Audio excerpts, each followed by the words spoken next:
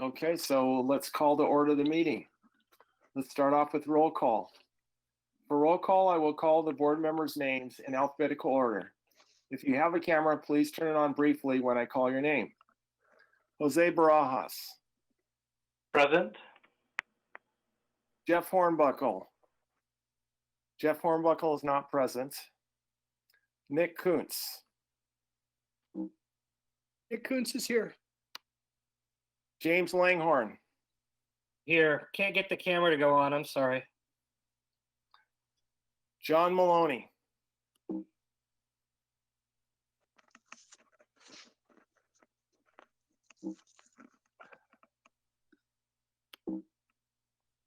John, this is Greta. It looks like you might be self-muted.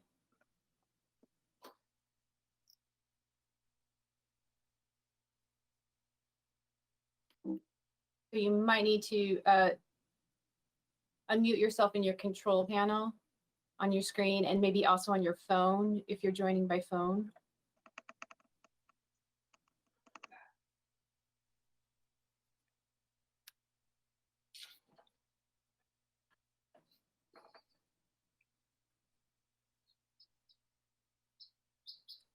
This is this is Greta again. If you don't have your webcam up, I'll check in with John just to make sure he's connected, Paul.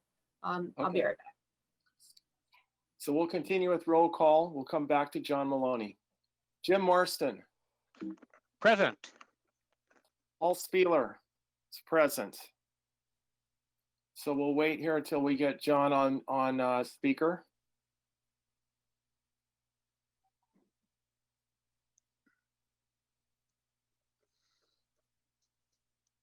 Mr. Chair, your webcam just adjusted to the backlight of the sky behind you, and you look like you're from the dark side. Yeah, I'll take the nice background off and I'll get better lighting.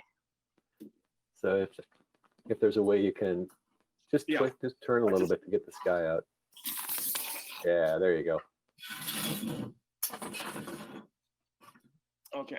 Nick Kuntz, Andrew, are you planning to limit this group discussion to 5 members as accessibility is in discussion here? If it was an appeal, I would, Nick, but I would really like the benefit of all the members of the board that are present. I have a strong reaction to that.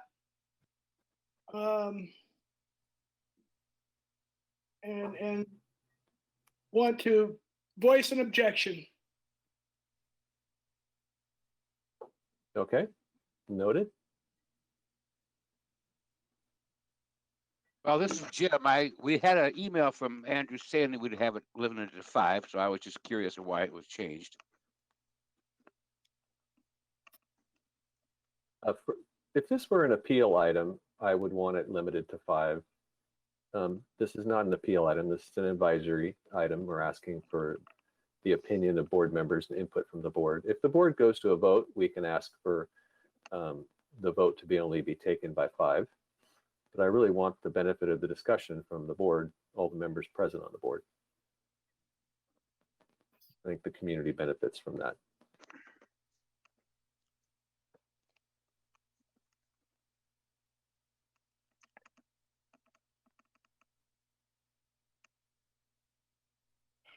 Well, if Mr. Maloney can't get a microphone working, it may be a moot point. How long were we going to wait before we make that determination?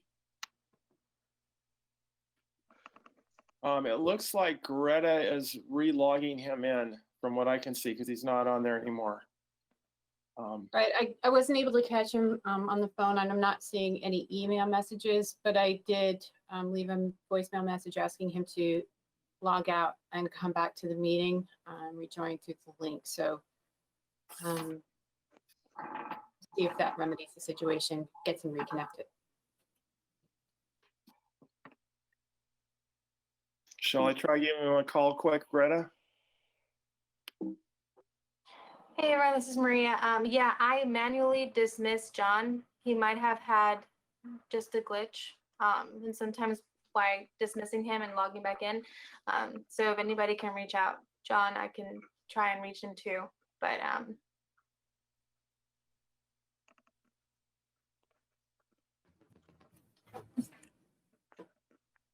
I can also resend a link to the email right from here, so I'll do that now. Send him an email.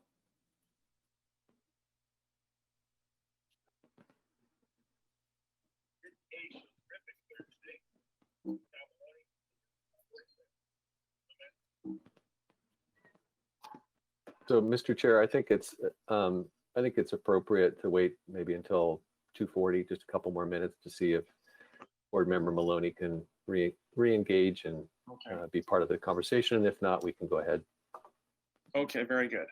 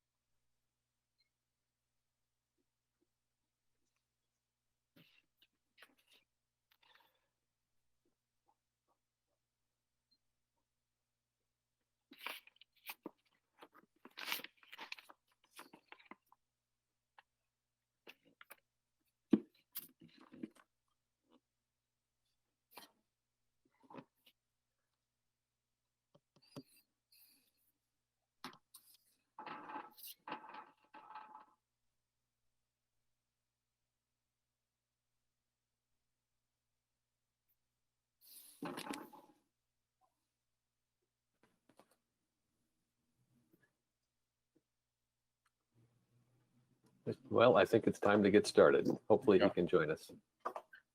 Okay, so we'll move on to public comment for anyone wishing to speak about items not on this agenda. Please note, due to time constraints, each person will be limited to 2 minutes. Chair Spieler, it does look like we have a member of the public who has joined us. They have not raised I'm their on a hand to webinar speak. now. I'll call you later. He's, the member of the public has not raised their hand to speak, so. Okay. So we will now close public comment and move on to the first subject item. First subject item is approval of the minutes for the Building and Fire Code Board of Appeals meeting of July 2nd, 2020. Are there any comments from the board? Please unmute yourself and use a camera if you have one. If you don't have a camera, please announce your name before speaking. Do we have any comments from the board members?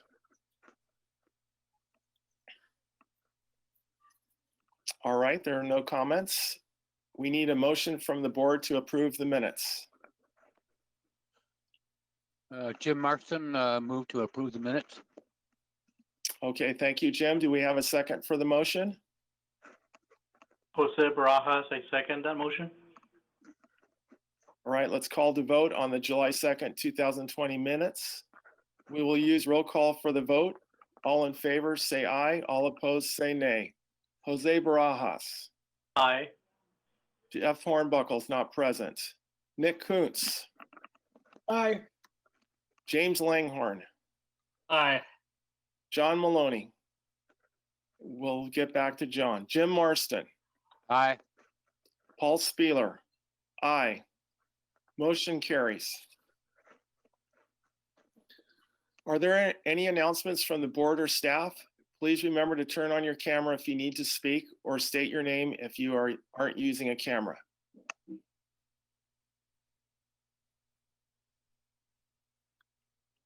Doesn't look like we have any announcements from the board. So now the chair recognizes Andrew Stuffler. Do we have the necessary number of board members for these hearing items? Yes, we do. Okay, so I just got a text message from John saying he is trying to reconnect.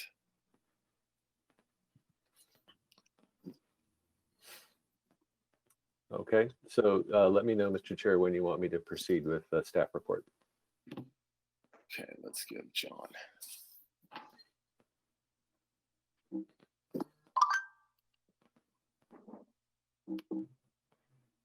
I can probably get John here on speakerphone and he can at least participate that way. Let's see. He'll need to be logged in to participate. Okay, Yeah, so if he logs in, Greta or Maria will get him set up. Yes. okay, so would that be the first, are we ready to go on to the first subject item? Andrew? I am if you are, yes. Okay, yes. So, okay, subject item is number 1 is to endorse or revise accessibility plan, review scope and intent for building permit applications. Staff, would you please present? Thank you, Mr. Chair. I'm Andrew Stuffler, the building official for the city of Santa Barbara. And this afternoon, we're going to have a conversation that was inspired by the city's Business Advisory Task Force, part of the COVID-19 pandemic response. This group got together to look at barriers, economic barriers for businesses. During the June 23rd, 2020 City Council meeting, we had a hearing that talked about the Business Advisory Task Force recommendations. And the City Council, after listening to the discussion, asked staff to bring before this board some kind of like a checklist or some scoping to make it very clear to both the design community and the public, as well as city staff, what the expectations are for the extent of documents that are submitted to us and what we plan check.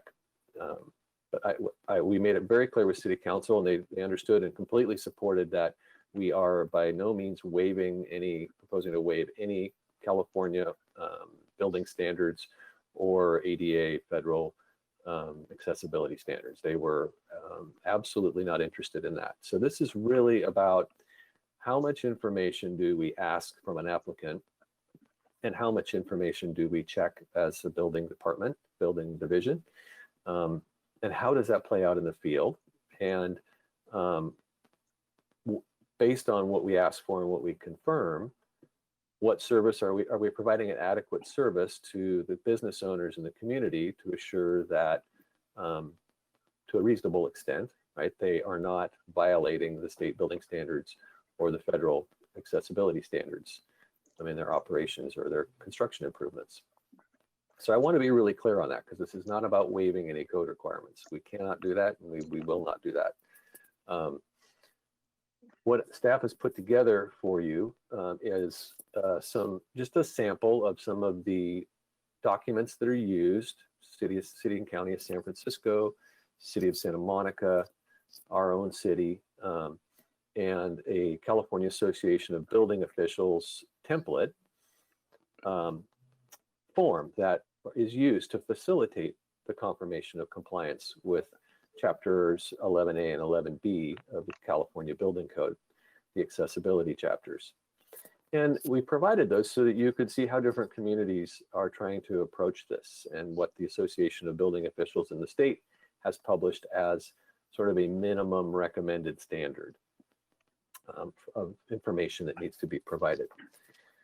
We have with us Christy Foreman. Christy, if you've got a video camera and you want to cue it on, please cue it on along with me here. Christy is one of our 4 certified access specialists. Hi, Christy. Hi, Christy. And a state licensed architect as well. Hello.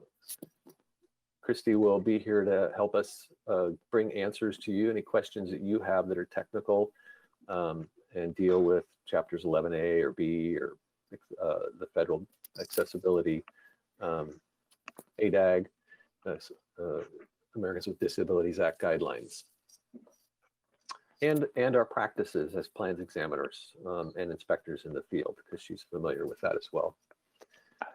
I did also include the 2019 California Access Compliance Advisory Reference Manual.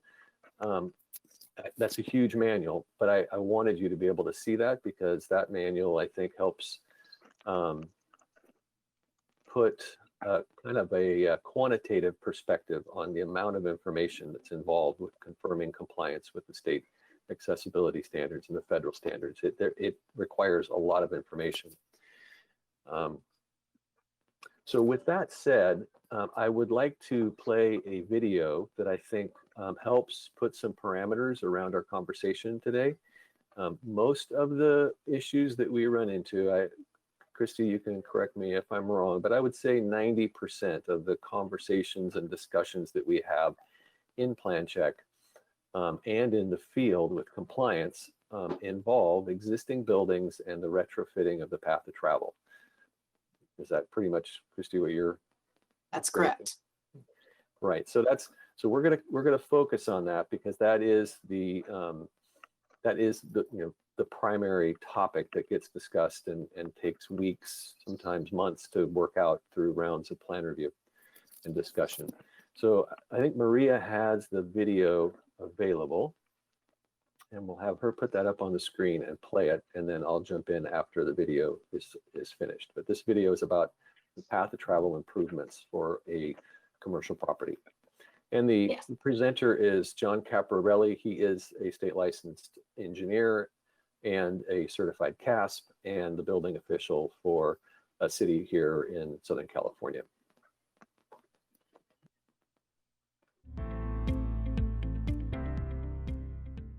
Hi, I'm John Caparelli, and in this short video, we'll walk through the disabled access upgrade requirements for a typical commercial improvement. This video is intended for business owners, architects and designers, contractors, and others in the construction industry.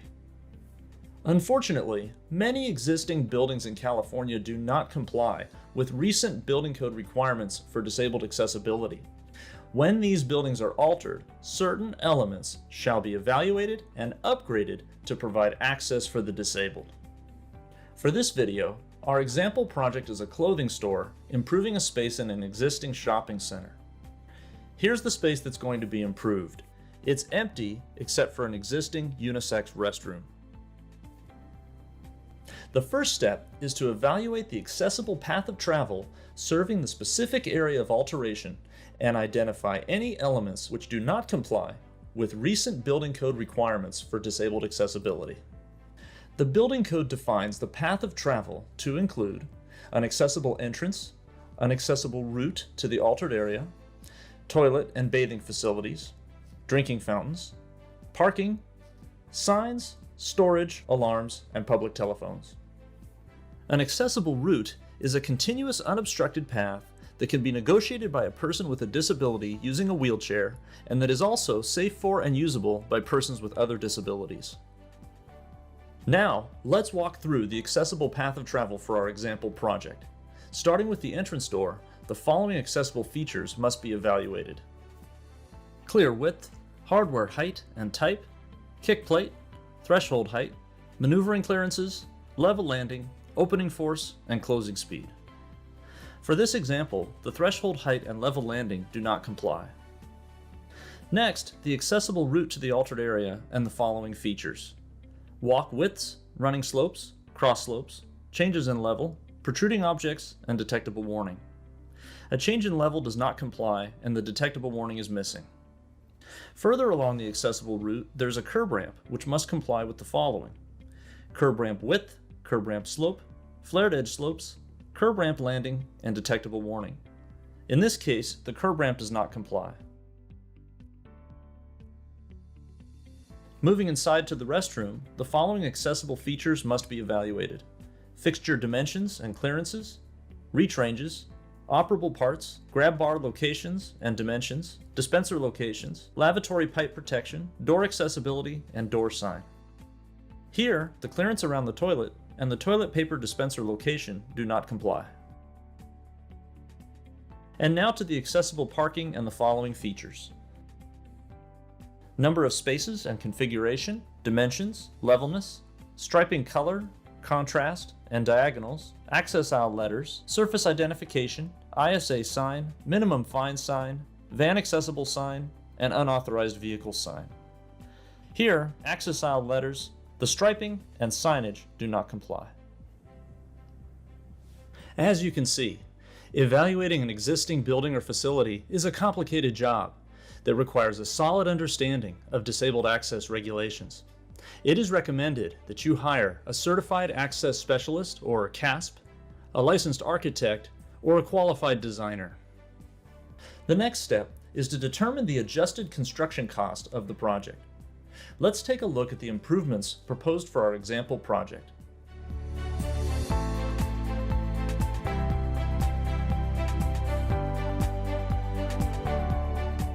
The California Building Code defines the adjusted construction cost as all costs directly related to the construction of a project, including labor, material, equipment, services, utilities, contractor financing, contractor overhead and profit, and construction management costs. For our example project, the adjusted construction cost is $120,000. The Building Code also defines a valuation threshold for determining the extent of required accessibility upgrades. This threshold increases every year. Since the adjusted construction cost of our example project is below the current valuation threshold, the cost of accessibility upgrades may be limited to 20% of the adjusted construction cost, or in this case, $24,000. This is enough to bring our project into compliance with current code. Now, let's incorporate the accessibility upgrades into the project design.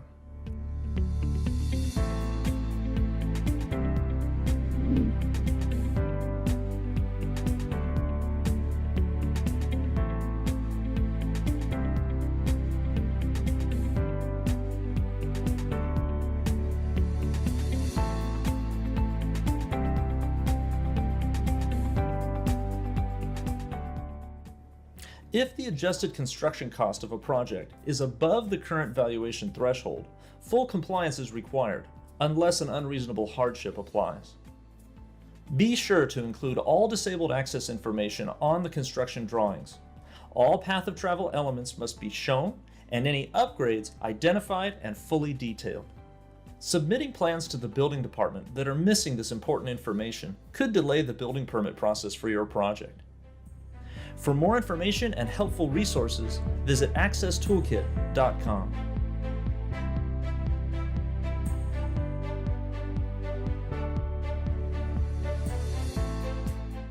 So hopefully that gives the people who are watching this hearing and our board members a better kind of set of parameters to put around our discussion of what is it that we should, how much should we expect to be given to us as a building and safety division to review during plan check, so that we'll be successful, all parties will be successful at the close of the construction project.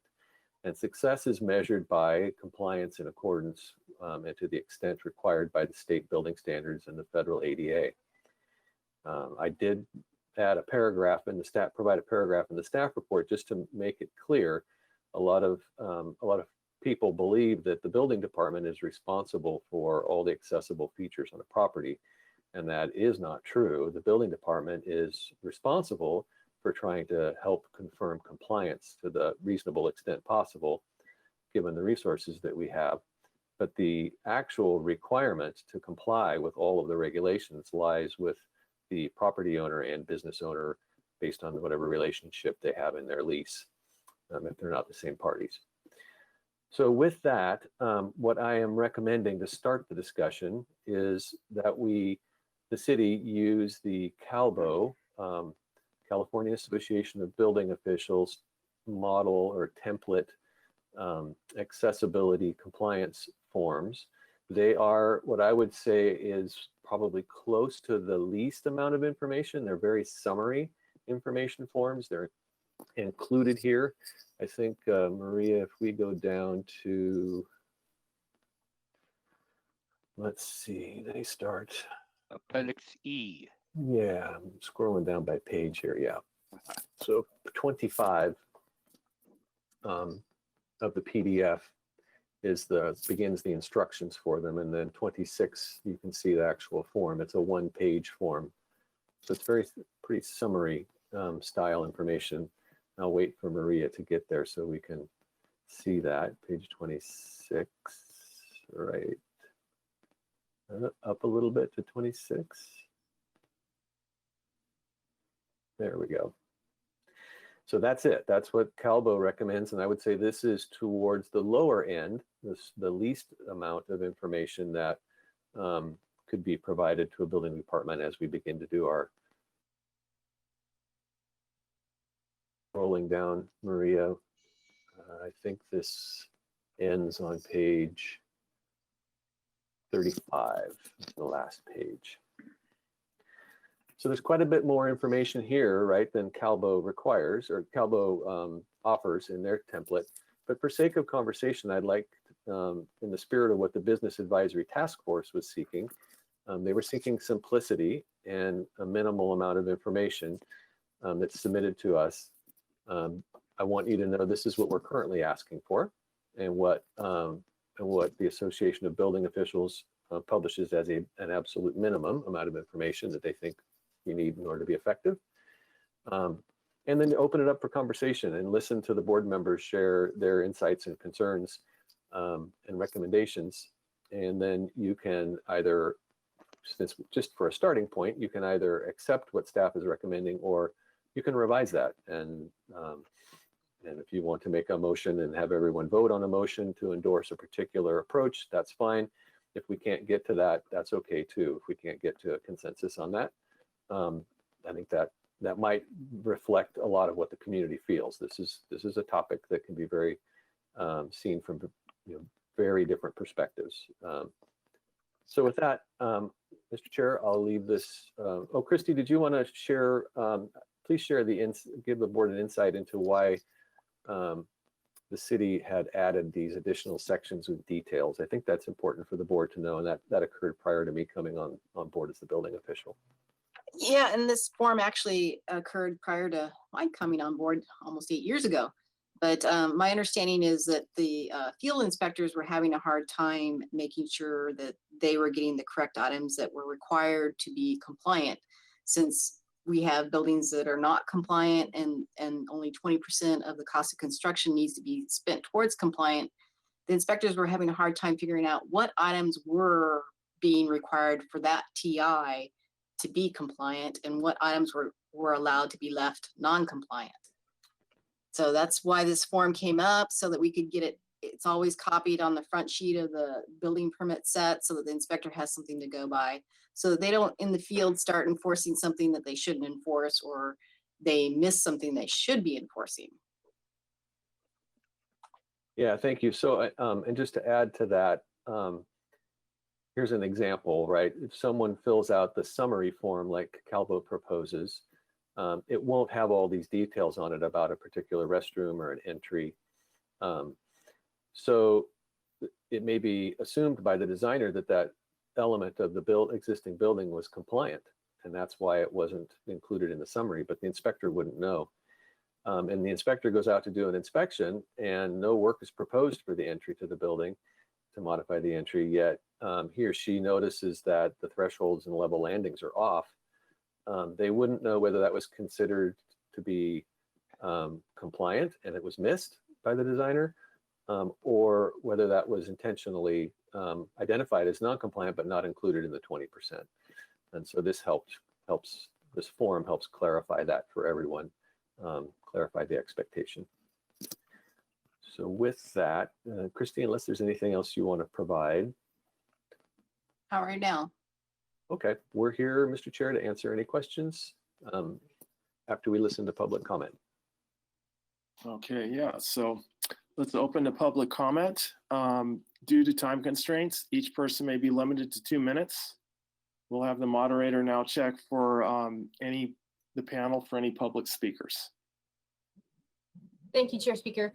If there are any members of the public who would like to speak, please use the raise your hand function on your control panel to indicate you'd like to speak to the board.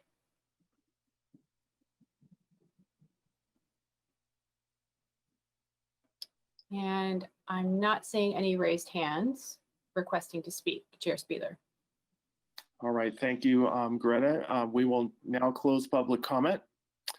So we are now going to open up for questions and comments from the board to the staff.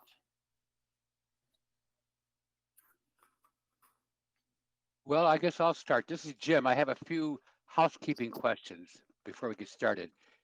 This is to Mr. Stuffler. Is this the last of the discussion on the city council request, or do we expect more of these changes in the future?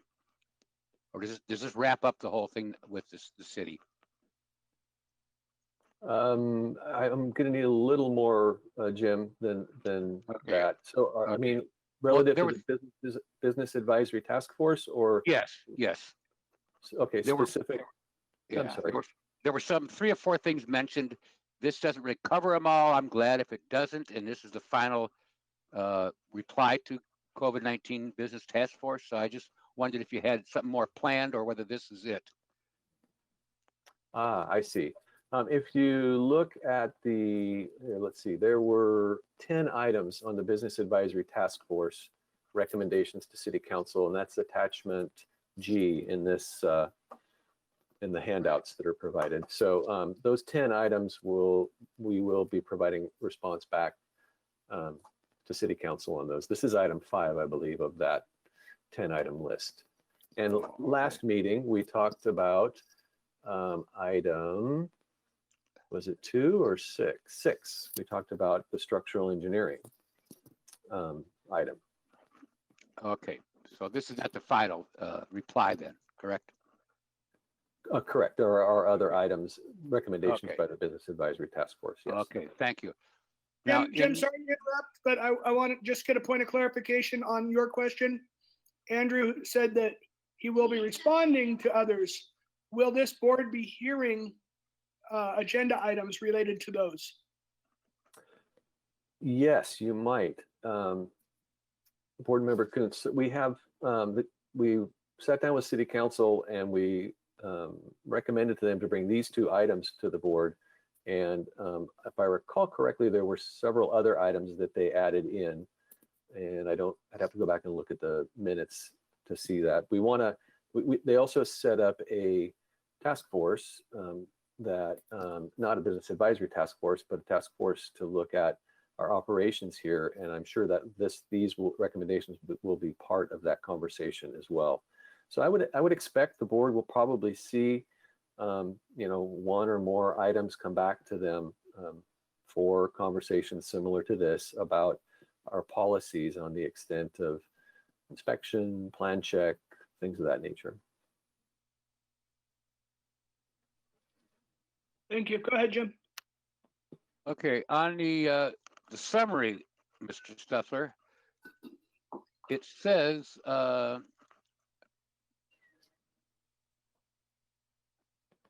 the first paragraph for summary, it says that we're going to have collaboration with the designer / architects, certified access specialist. Now I can read that to think that everyone's going to have a CASP. I don't think that was your intention, but is that just a miswriting, or do you really expect every application to have a CASP? This does not require a CASP because we can't require a CASP to be involved, but we do believe that the community is best served when we conduct our review in a collaborative spirit with a peer CASP. Okay, thank Yeah. you. Just want to make sure. Strongly recommend that. Yeah. And then just more housekeeping on the Cabo form. It refers to the 2016 code, and it also has a older threshold. Is the Cabo code updated on a regular basis? And shouldn't we just call it the current Cabo instead of calling it the 2019 that refers to 2016 code? So in our staff recommendation, item number 2A is to update and use that Calbo disabled access template form. Okay. Yeah. So it needs an update. Okay. The California Association of Building Officials will update them if they feel that the update needs to be greater than just a code section or code addition. Okay.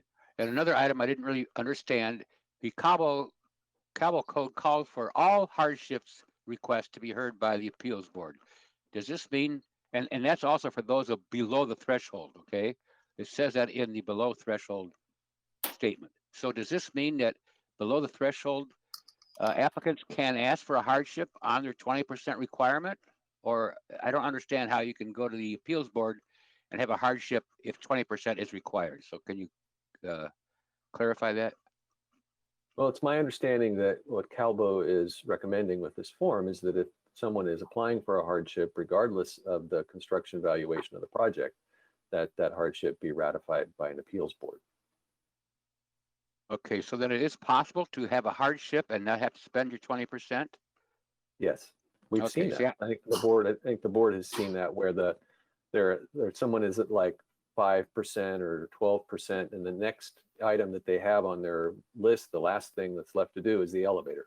And it's Right, okay. Yeah. $400,000, right? So they're under the threshold, but they can't get to the next item. Okay, yeah, thank you. And on the ICC valuation format you have, there's no link on your summary that has the date on that chart that's printed out. Is this also updated yearly, or does the same data being used into the future? We have links for the 3 different estimate programs, but no link to this chart. So I'm just curious on how that's looked at by developers. The International Code Council, ICC, has been updating this chart on an annual basis, Okay. to the best of my knowledge. Okay. I would think it'd be good to have a link to it, because right now we just have the printed data, which is out of date. And that may very well be. It may also be they only publish this every 3 years with their code Okay. cycles. I'm not familiar with the frequency with which they update this. Okay. I have well, a follow-up question, point of clarification on one of your questions, Jim, if you don't mind. sure. You asked about the Calbo form, and Mr. Stuffler indicated that it was out of date and needing updating. I'm wondering if it's the city of Santa Barbara's intent to always use the latest, or if we might end up in a situation where we've adopted this form, this particular version, and we don't follow later updates. Oh yeah, no, the intent is that this form would be the extent of information that's provided to us in plan check. It will change each year. It's going to have to be updated. The valuation threshold changes each year. So that'll definitely have to be updated. And then code editions change every 3 years.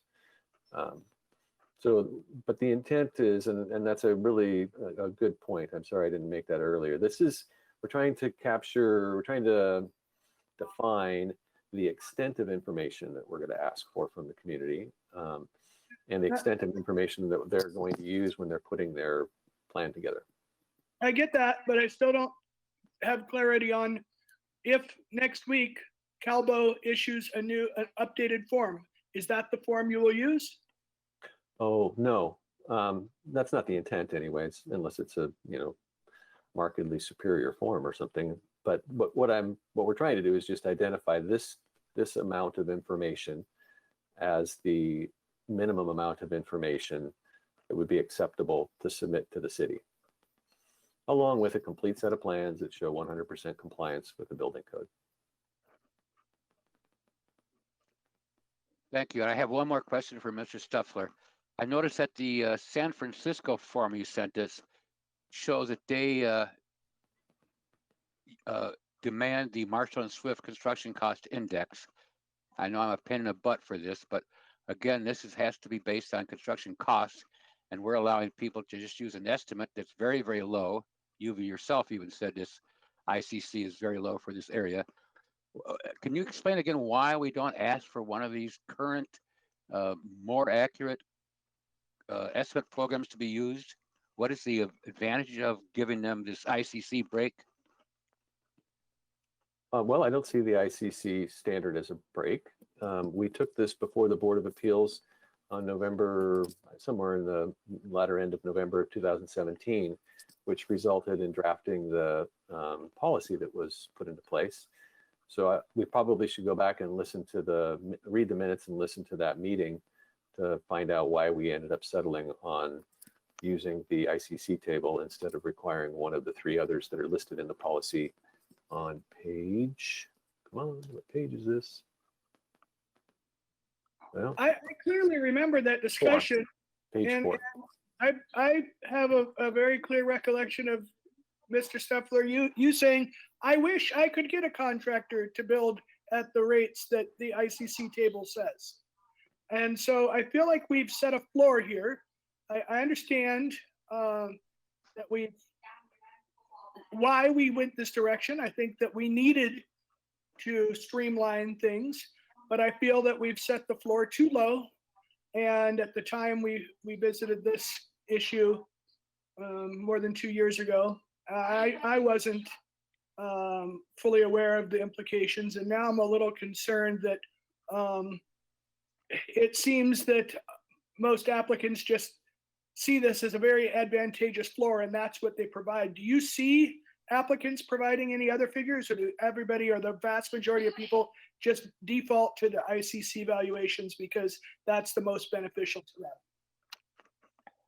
I would defer that answer to Christy since she's doing more plan reviews. Christy, do you, when you're looking at valuations that are submitted as part of an application, the adjusted construction cost or project valuations, do you see them using the ICC table, or are they providing kind of estimates based on what they are getting from contractors? They're usually picking one of the 3 boxes, the RS means, the Marshall Swift, or the engineering news and review when they're doing their valuation. The only time I see the ICC used is when they're trying to avoid doing something. And then they go to the lower number. So it's only happened a couple of times. Okay. So this is Chair Spieler. So the ICC could be considered to give lower numbers than the other methods? Yes. I was at that meeting 2 years ago, and I was in the public then, made a comment, passionately trying to get people to understand that when you allow a low estimate, you're then allowing a low amount of money being spent on accessibility. And so my first question again was, why don't we require one of these 3, and why do we allow anyone to pick the ICC, as Christy said, when they're trying to get out of doing something? That doesn't seem to be pro-accessibility at all, but pro-business. And I don't understand why like San Francisco says you must use a certain code or a estimate package. Yeah. So here's the path for you, Jim. Is as a board member today on this item, this policy has been included as an attachment. It's part of the staff report. Any board member can make a recommendation to revise what has been offered as the recommendation by staff. Our recommendation is just a starting point for the conversation. It's not. There's no offense taken. In fact, I want the board to look at what we're dealing with and give us the benefit of your collective experience, insight, expertise, and then give us some recommendations. And I have no problem with revisions to what's proposed. Thank you. Chair Spieler, I have a question. So the ICC, which International Code Council evaluation, how is that, or how has that become a precedent? Is that kind of what's used typically at the state level, and how did that come to be as part of one of these evaluation processes? Yeah, Mr. Chair, here's the history as I know it. The other organizations that are listed on the policy had books that you could buy, catalogs, and you could do your estimating through those paper catalogs. The more simplified version was this dollar value that ICC would publish, and they actually started publishing it when they were ICBO, International Conference of Building Officials, and it was a much more expeditious way for a building department to determine estimate the cost of construction, a project valuation. And so it became sort of the industry standard. I'd say that was, Christy, what do you think? Up into maybe the 90s-ish, early 90s, mid 90s, ICBO merged with BOCA and SBCC to come up with the International Code Council, the national code body. They started looking at some of their policies, and they still update this, but I really couldn't tell you honestly if the majority of building departments use this or don't. I just know that it was used by building departments up into the 90s. Christy, is that kind of what you recall, or what do you recall? Well, when I was working for the city of Tucson, they did use it, and that was 2007. So they were using it. In New Mexico, we used it, and then we put a percentage. They wanted to reduce their fees, so they reduced it by 40%. So. Oh, I do remember. So there was a group that represented home builders, tract home builders, called the Paladin Group, I think, Paladin or Paladin Group. They sued some jurisdictions, not Santa Barbara, but Riverside maybe, or San Bernardino County or somebody. They sued very successfully for charging building permit fees based on the ICBO valuation table for all of the homes, tract homes that were built after the model home. So the model home, they said, sure, that would apply to this formula that you're using, but the tract homes, we just come in with a site plan, we tell you which model we're building, and you stamp it, and I'm out the door with a permit. There really is no plan check. When that came down, then jurisdictions started moving away from the ICBO valuation model and into an actual time study model. So for example, all of our fees here at the city since the early 2000s have been based on a study that's done to determine, to estimate how much time we spend on each type of plan review, each type of inspection we do, how many we've done in the prior year, what were the staff expenses, the materials expenses. So it's very 100% revenue offset, but we have to account for all of our expenses. And that kind of pushed this model off the desk because you couldn't use it anymore. It didn't have a basis, an hourly basis to it that we could apply our hourly rate to.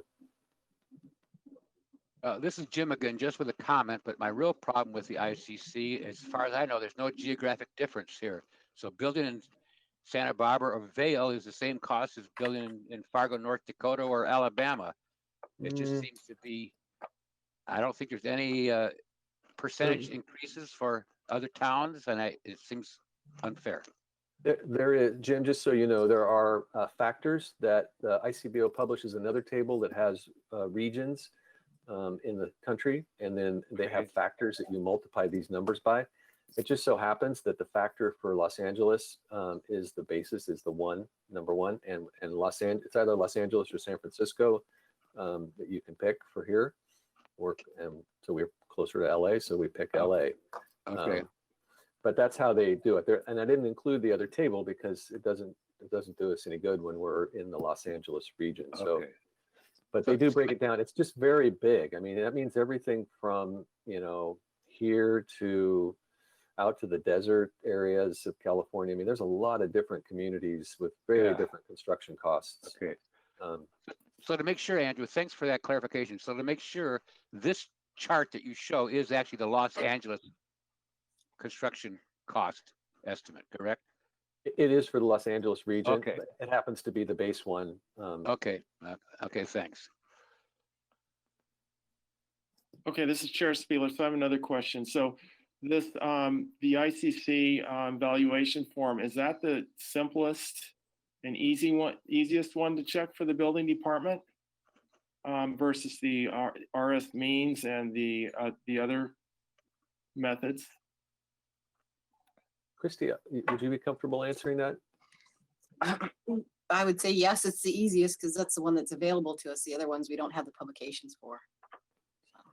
We're taking it by face value. Yeah, the other ones have online services, but you have to go through training. I mean, it's much more complicated to use than the table here. It's also more accurate, probably. I don't know. I've never done the study on it, but they ask a lot more questions. I have seen demos. Yeah, because Andrew, I believe when you gave your presentation earlier, you said one of the items that the task force was asking was for simplicity. And then the other one you said was minimum, something about minimum. What, could you elaborate on the minimum part again? They wanted to minimize the amount of information that needed to be submitted. But, I mean, really, they went to a much further extent than what we're proposing. And Maria, we're on talking about page 5 of the handout here, if you want to go to that. But what the Business Advisory Task Force was asking for was kind of more of a hands-off approach. If we have a Casper, an architect, tell you that this is what the valuation is, you know, and this is what the extent of accessibility needs to be, leave it alone and just accept it. And that was not endorsed by the City Council. The City Council does want us to check and confirm compliance with state building standards. And part of that is determining the construction value. Okay, so would this be a possible way to check things? Let's say the applicant provides a RS means valuation.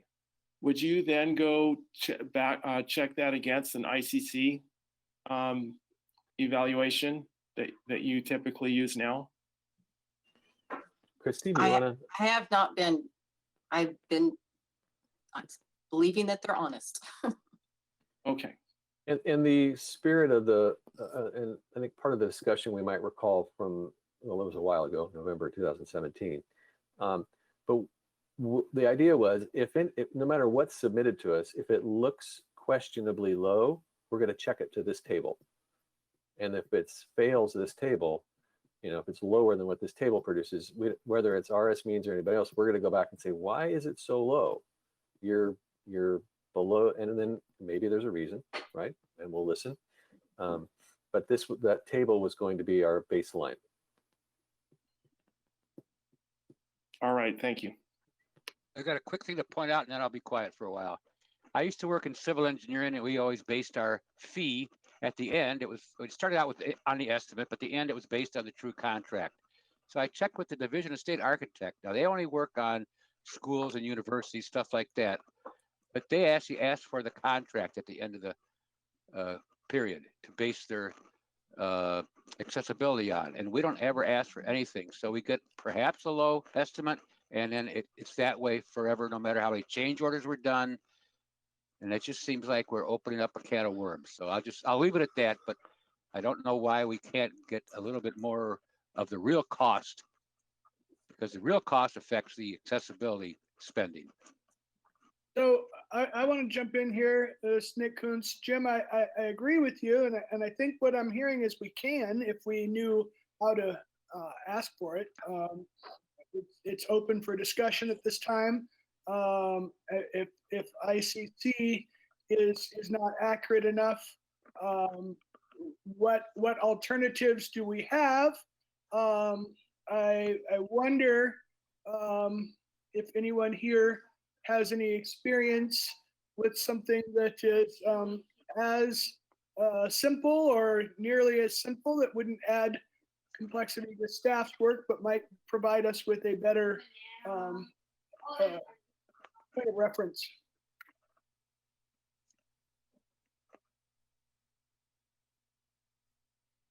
No one. Board Member Barajas, do you happen to know what the county uses? We go by face value. Our fees are based as Bill and Fisher Stuffler mentioned, similar. It's based on hourly rates, based on the complexity of the project, type of construction, occupancy, that kind of thing, as far as our project fees. So we don't use valuation for the reasons that he stated earlier. The lawsuit that happened a few years ago with using the valuations set by ICC or ICBO back then. What we do, we take it for face value based on the amount that is placed on the application at the time the permit is requested.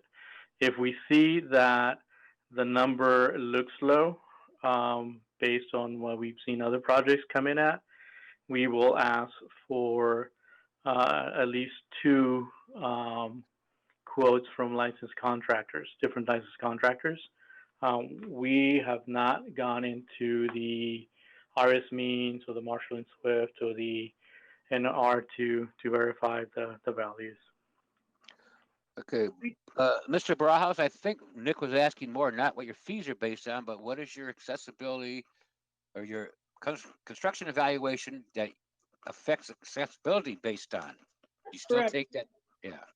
Yeah, so it is based on the value that is provided to us by the applicant, as stated on the application, unless we see that that looks low based on other projects we've seen in the past in the scope of work. We will request that they give us at least 2 quotes from licensed contractors. Those quotes will be itemized. Okay, so you would accept an ICC quote then, you're saying, at the county? Yes, we could potentially accept that, yes. Okay, thank you. Further on this point, Ms. Foreman, can you share any experience you've had with others? I see that we accept more than just ICC. You've shared that you feel that the only time ICC is used is when someone's trying to get out of something. Would you have any recommendation as to what would be a more accurate measure?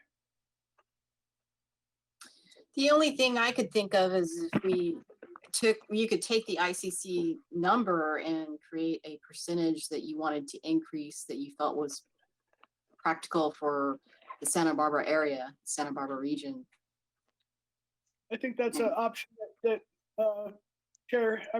Chief Building Official Steffler suggested in 2017, and we did not follow up on that.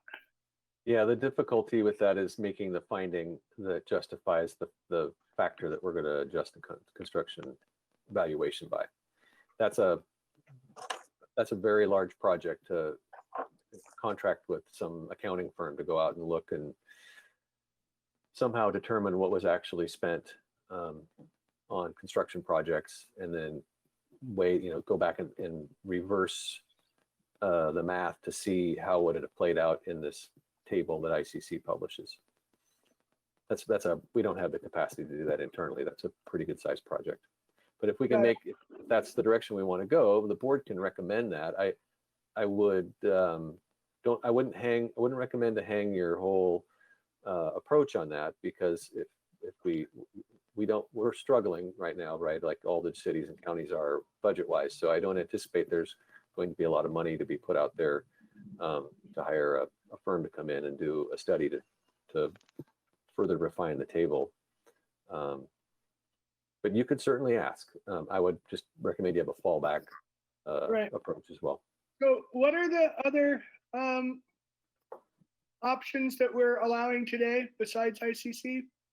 Marshall, Swift, and Yeah, Maria, can you go up one page? And then zoom in a little bit if you can, maybe page width. Page, is it 4? Yeah, page 4. There, oops. Yeah, there you go. And then the middle of the page there. Those are engineering news and review, Marshall and Swift, and RS means. okay. Under the most recent. So, and Board Member Marston, you said Marshall and Swift is what the city of San Francisco is using? Yes, according to the document on this form, yeah. And so that's an option today.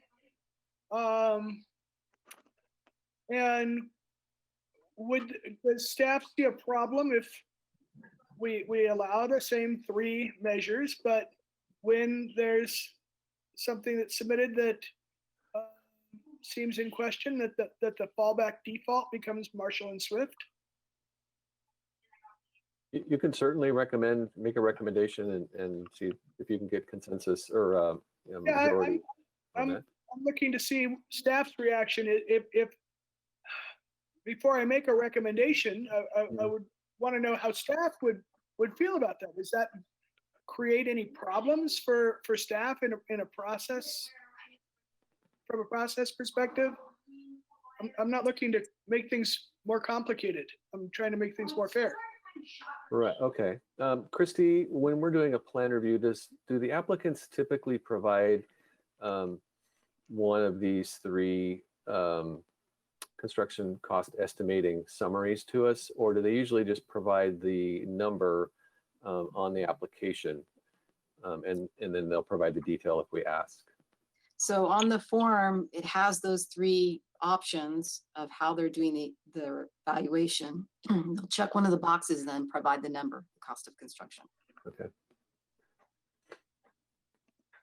So I don't think it would be, I mean, Christy, do you think that would be, if the policy shifted from making the ICC table the baseline to one of these three as the baseline, I don't think from a workload perspective, that wouldn't change our plan check operations workload, would it? No, it's more for the general contractors that they're limited, if they don't have the Marshall and Swift to use, they're limited to be able to provide us a valuation.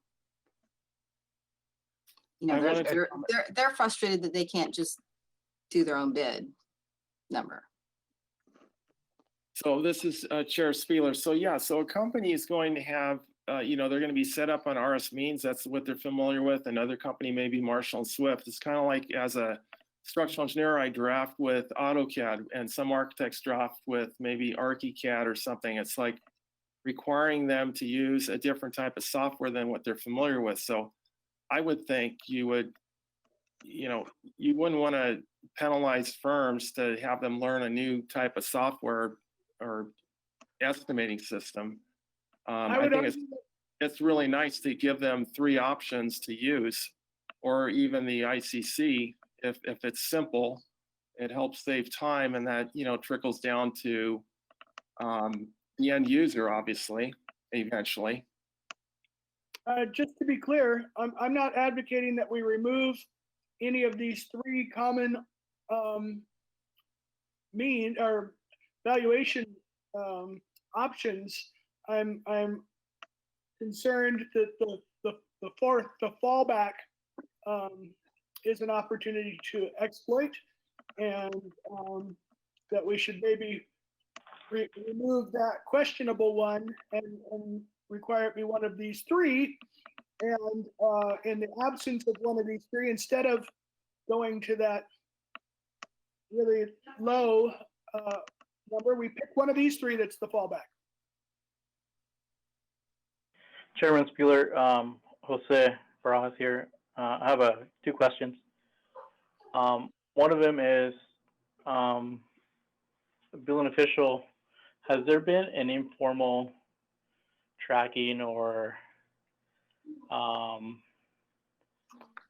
study of what the percentage of difference is between the ICC tables and, let's say, Marshall and Swift?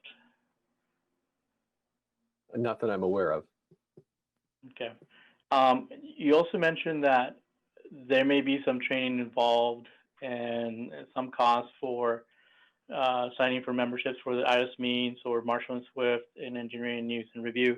And the cost would be for the subscription and maybe some training for staff. What level of impact would that have if we were to vote in recommending any one of these PFAs? That would have a pretty significant impact on our plan check productivity. I would encourage the board to consider a couple of things. One, if you want to make acceptable only these three methods or something, first off, you're gonna have a difficult time limiting it to only three, but you could. You'd have to make a finding of why a fourth estimating software couldn't be used. We can't direct people into the use of specific applications and software unless there's a basis and a finding for why they have to do that. The other thing I would ask the board to consider as you're heading down kind of into this train of thought, think about the whole spectrum of applications that a building department receives. So a residential kitchen remodel, do we really want them to have to do an RS Means? Marshall and Swift or ENR construction cost estimate, or would we rather let them tell us what they think it's going to cost based on the bids they have, and then do a quick check against the ICC table to see if that's reasonable? Because it doesn't, when we make this policy, this is a policy for all permits right now. If you could scope it, you could say this is only going to apply to non-residential or commercial. But think about that, because there's a lot of most of the work we do is not commercial work, and we don't want to send those smaller residential projects down a more expensive plan check path and more complicated plan check path than we have to. Yeah, thank you for highlighting that not all projects are commercial. Let's see, follow-up question to that. What percentage would you say of submittals that you get for commercial projects, you in your experience, really have a discrepancy where it's quite questionable on the number that they're using for their construction costs? Yeah, Christy, I'm going to turn to you because I'm not doing a lot of plan check. I would say probably 50%. 50 or 15? 50% of the projects. Yeah. That was 50? Yes. Wow, that's pretty high. I was not expecting that number. Yes. This is Jim. It's anecdotally, I can remember one place that claimed $150,000 total cost, and the owner 2 months later went to city council and said he spent over $1.2 million. And the same thing happened at the hotel recently, where I think it was 500,000, and then the person who owned it said it was 3 million. There's some big errors there, and it bothers us because that affects how much is spent on accessibility. And that's why it's such a big thing to some people, that when you have a low ball, and if Christie says 50% are really questionable, that's a lot of money coming out of civil rights, taking care of people's civil rights. And it's a side question, Andrew. Do we have the legal right to ask for these people to submit their contracts at the end? We don't have to base the fee on that or the accessibility on that, but can we just get that? If we really saw the complete contract total and compared it to the ICC or whatever they used, we might have a big reason to say, we have to jump this up by a certain percentage. Can we ask for contracts is my question. I'd have to research that with the city attorney's office, Jim. We ask for those sometimes in plan check. Honestly, when we are having that level, when we're at that point in the conversation that we're actually asking for a detailed itemized construction cost estimate, it usually comes back just as ridiculous as it was when it was submitted to us, only it's signed by the contractor. So yeah, okay. It's kind of, we don't get that a lot, but when we do, it almost feels sort of pointless. Okay. Am I wrong to think, I thought on the forms it said you could just submit estimates from your contractors and sign a statement saying this is the best of my knowledge under perjury. Can you still use just the estimates and not have to go to one of these 4 programs? Or do you have to use, okay. Yeah, so the reason we proposed this the way we did it back in 2017 was because the state law requires that the construction cost project valuation, I think it's called, be included on an application for building permit in the state of California, and that permit be signed by the permit applicant, attesting that all the information thereto is true. This is Chair Spieler, and on Jim, and in the forms that the city gave us, just said that the 3 common construction systems are commonly used. They weren't like requirements to be used. Right. I thought I heard earlier today that they had to use one of these, and I'm thinking they can just say we have estimates for X amount of dollars and sign that it's true. I wanted to make sure that was correct. Right. So someone could come in and say, we're doing a tenant improvement of this building on State Street, and it's going to cost us $2,200. And they're redoing the bathroom and the entry, and we're like, no, it's not going to happen for $2,200. Right. So you need to give us one of these three or revise your estimate. They come back and they say, oh, I'm sorry, that was supposed to be $222,000. We go check it against the table. We're like, oh, that's way above the table for a tenant improvement. Okay, we'll accept it. I mean, those are exaggerations, but Yeah. that's how that could work. Another quick anecdote. We've seen restaurants that claim $100 a square foot. And most people nationwide, I have friends who build restaurants other places. They say it's about $1,000 a square foot. And they laugh and say, I wish I could come out to California and build my restaurant for $100 a square foot. So there's some that are really, really out of whack. And I'm just concerned about that. Nick, I think you had some comments and some questions. Well, I don't want to beat a dead horse here on the valuation. But I feel like this board would be well supported in finding that the ICC valuations are too low and as such are ripe for abuse and should not be used for calculating path of travel expenditure. That where I'm stuck is what we would recommend as an alternative. So I have an appreciation for what led us here, and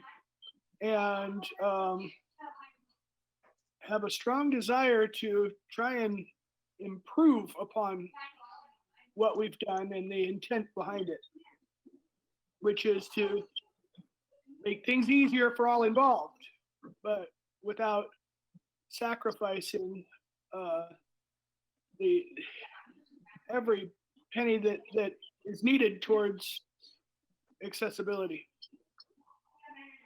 I have to agree with that. Even if all the people agree that ICC was low, it's a long ways before we can actually come up with a replacement plan. So I hate to not solve everything in one blow, but I think maybe we have to just say we should revisit that as soon as the building department can get some better data.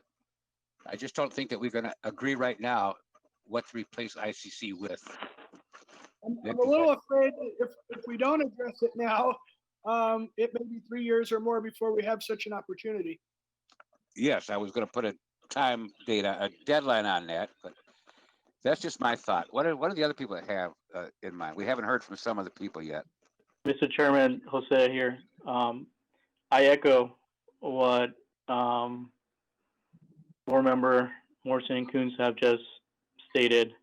It's a difficult situation when you have a building application that has been signed by the applicant stating that to the best of their knowledge that the information provided, which includes the construction, is correct.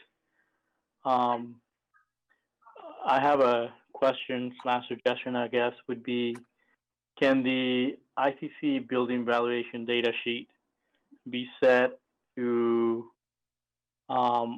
if the valuation is equal to or less than, then you would go into exploring one of the other options for providing the estimate.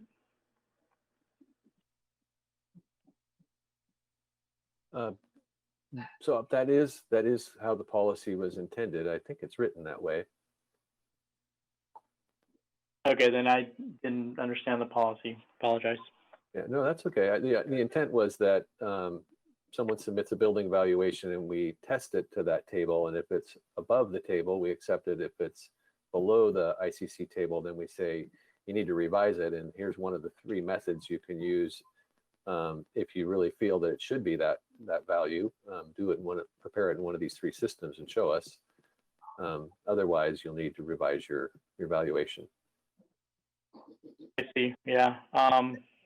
Yeah. Again, just to echo what the other board members said, I think we're in a difficult position of what we can do maybe legally to request and what information is provided by the applicant, and as far as how honest they're being and transparent with their numbers. I have a thought here. It just occurred to me because I noticed a discrepancy between the clarification we just received and what I'm reading. And I think that I'm not to find a point on the question and answer, but if we look at when a construction valuation is submitted that is under the most recent International Code Council building valuation data estimate, building and safety staff will require the project construction valuation to be either one or two. I am suggesting we strike number one and require it to be verified by the applicant via one of the other estimating systems above. When it's under ICC, we don't just default to ICC.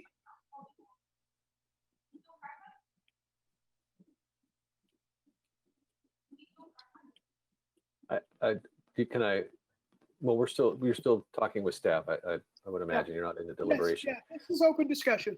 Yeah, so Nick, if we do that though, I don't think it changes it. I think you can omit item 1 and it still reads that when the construction valuation is submitted under the ICC building valuation data estimate, then they have to use one of the 3 above.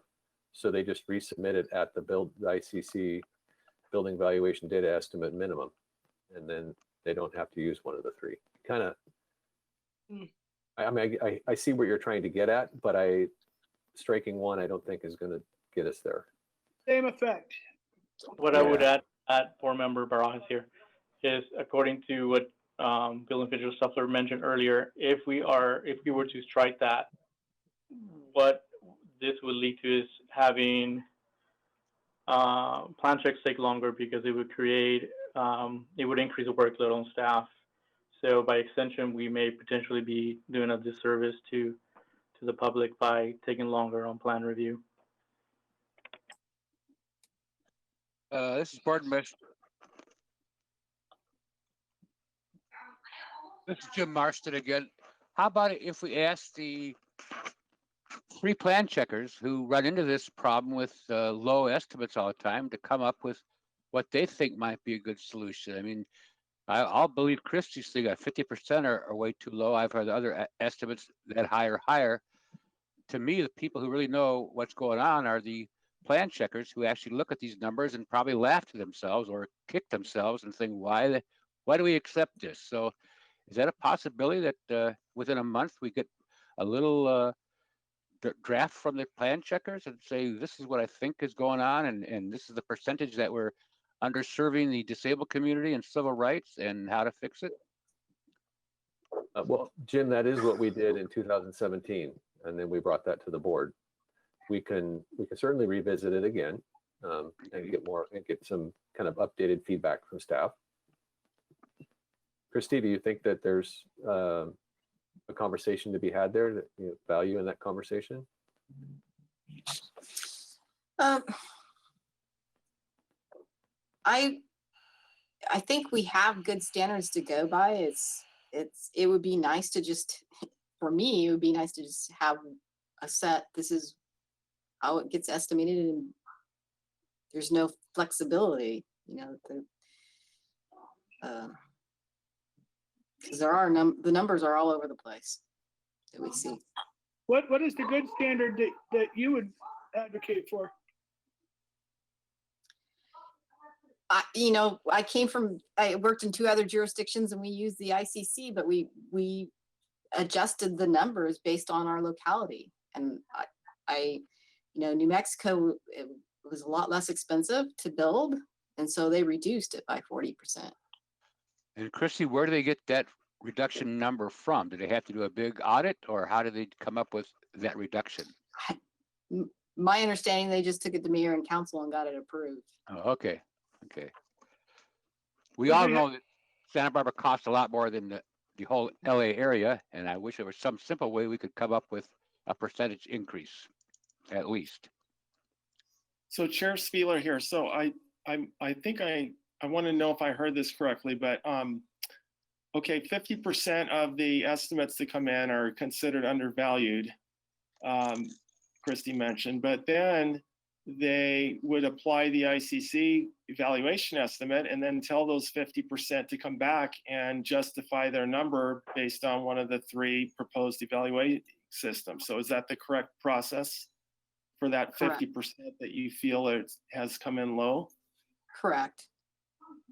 And Okay, so it seems like this system is a good system right now. So, if they do underestimate, they do have to come back and prove that their number is realistic, or either that or increase their number to a realistic rate.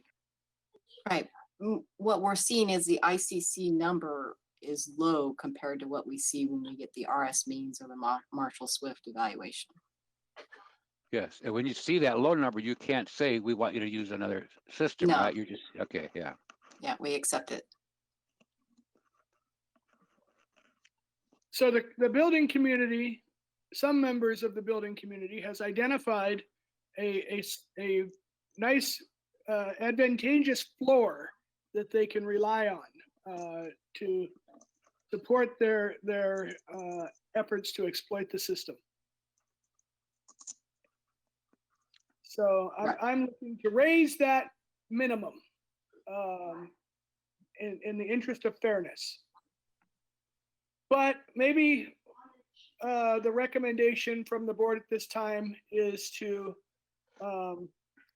reschedule another discussion at a later date. We'll have some time to consider it and revisit. I would follow with that because I think we have other stuff to discuss on this proposal from Mr. Stuffler. So I hate to put things off, but I think we can't solve it today. So if we could schedule a meeting on that, I think that'd be good. Maybe get some builders to say, hey, these numbers are not indicative of Santa Barbara at all. But at least could we just... So,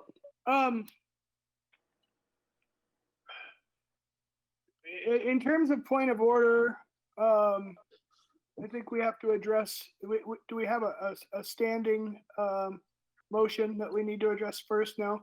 So would it be okay if I were to suggest a finding and make a motion about ICC valuation at this time? Yes, you could. Just as a point of order, you could do that, and then you could, in your motion, you could say this is not the complete motion for this item, but this is just the motion that addresses the construction valuation. Okay, so I find that ICC valuations are too low and as such are ripe for abuse and should not be used for calculating path of travel expenditure. And because of that finding, I would like this board to recommend that we revisit this policy in the near future, maybe before the end of the year. If the rest of the board agrees, and as the building official has stated, this does not represent a motion to address the entire agendized discussion, but only this small portion.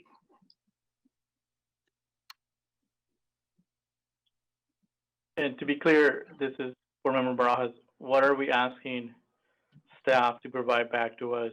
A percentage of increase for that table? I think that would be a great place to start the discussion, is if we could come up with some suggestions on how to quantify an appropriate percentage or other means of modifying the ICC. Okay, this is Board Member Spieler. I may have a somewhat simple way to do that. Now, I know that when I used RS means, back, that they do have percentage increases for different areas. So they may be a little more accurate than, or a little more area specific than just LA area. So maybe what we could do is look at the difference between the LA number and the Santa Barbara area number, and let's say RS means, and then apply that same factor to the ICC. And that way we could avoid doing an intensive study that would cost the city money, but we would just say, okay, we're going to use an RS means area factor for Santa Barbara, and then keep the whole process the way it is, which I like because the process currently is fairly simple. And Right. that's what I think the task force asked, is that we look at simplifying, our processes. Okay, so with that in mind, maybe the specific ask of staff would be to see if the three common valuation systems here, maybe RS Means is not the only one that has a percentage factor. Maybe we can quickly determine that all three have a percentage factor, and we take the average of the three as our proposed adopted factor.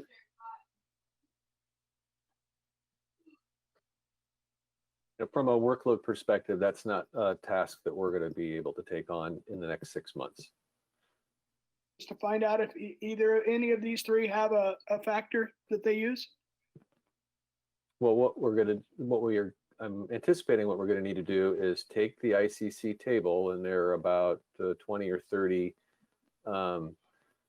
rows, and it looks like about 8 or 9 columns, and then we're going to have to apply each one of those. So, 25 times 9, and we're going to have to run those in RS Means, Marshall Swift, and ENR construction costs.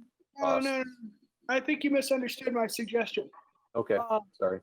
If RS Means has a factor percentage, as Mr. Spieler suggested they might, maybe the others do too.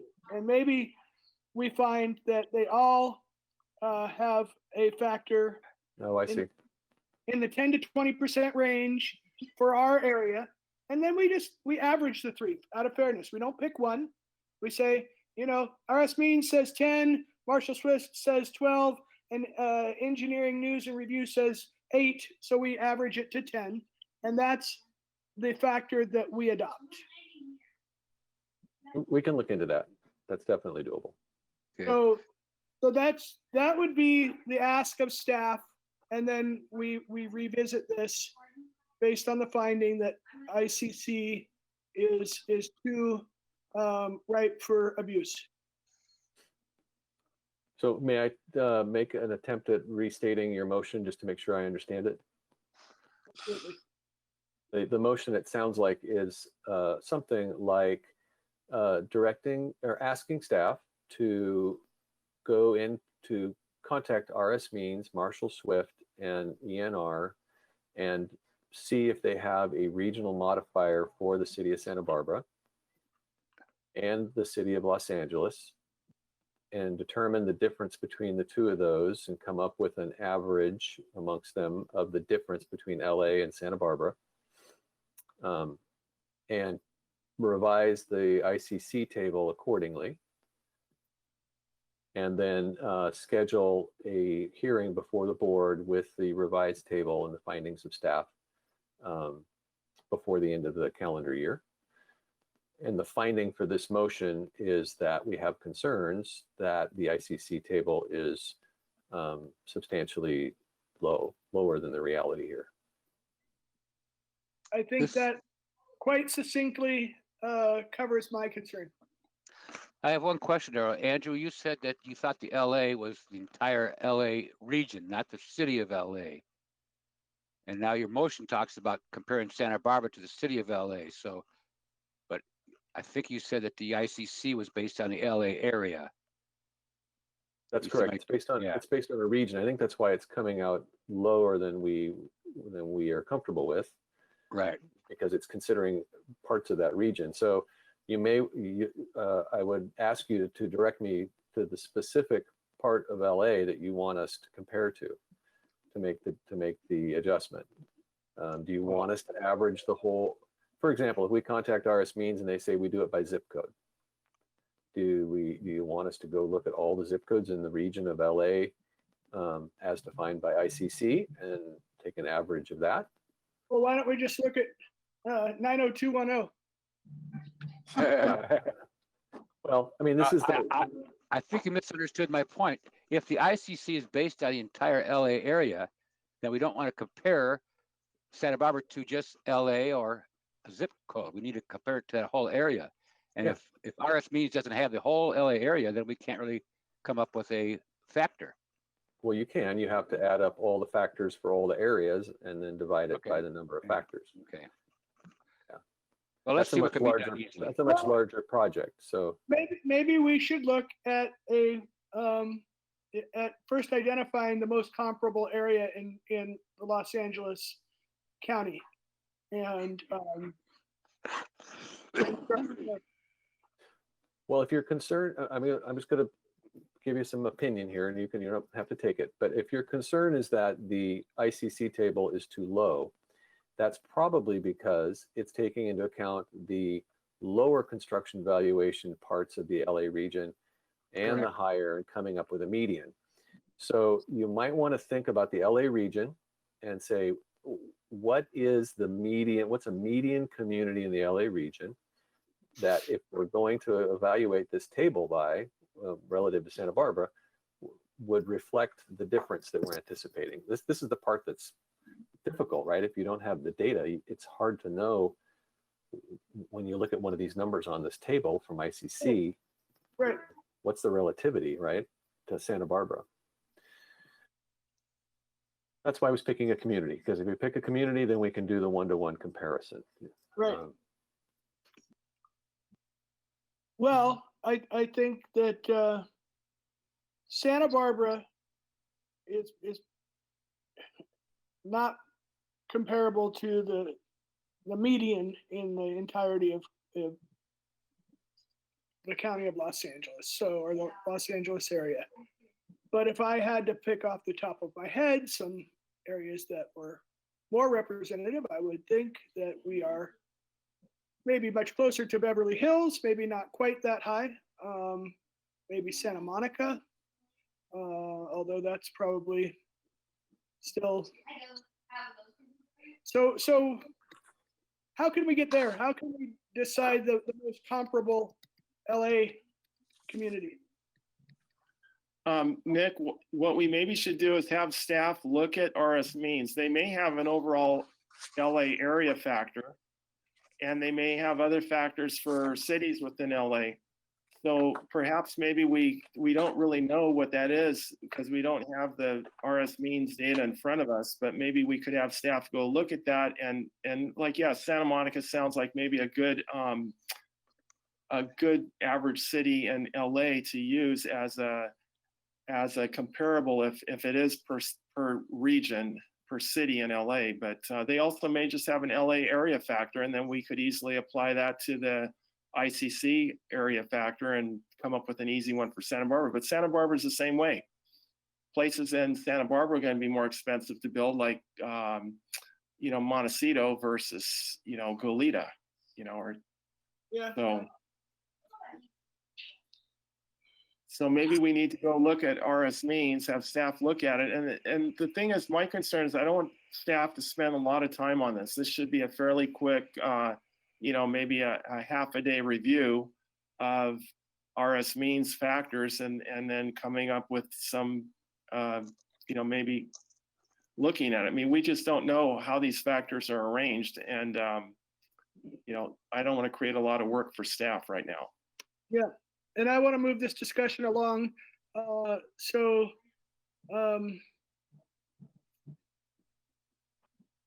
like what Paul said about maybe RS means has a LA area factor. So let's just have a motion that says we're going to try to compare RS means and see what we can come up with. This doesn't have to be a final number, but let's at least get input on that.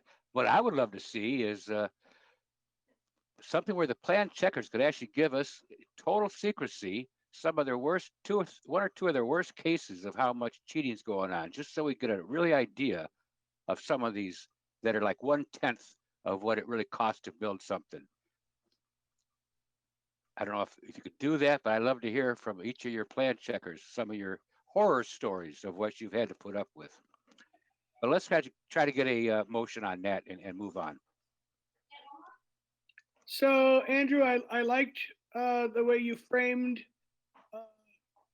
the motion you thought we were after. I think that we revise that slightly to ask that staff try to identify a comparable Los Angeles area, a more specific Los Angeles area, and review what factor, what effects using their factor would have in our community. Are you sure you want comparable? Comparable will probably result in telling you this table is accurate. I agree with Andrew on that. I think we have to compare it to not the city of LA or a certain zip code, but the whole, if we can find the LA region, that's what we have to use. If we find Okay. something comparable, Nick, then we're going to have the same numbers we have now, because RSB is going to say, hey, in Beverly Hills, it costs this much. And we're I not see. comparing it. Yeah, okay. But also realize that if you're building in Santa Monica or next door at Century City, those are all the same contractors. They're getting the same material from the lumber yard. So I think that I'm not sure that that is exactly true. I think the area, is a good, but I think Santa Barbara, just because it's in the LA area, is going to be cheaper than Santa Barbara because it costs more to get materials up here. You know, so I don't know if that's is really that accurate. But how about labor costs? Isn't it cheaper here because it's not as unionized as down there? Is there a big difference in labor cost?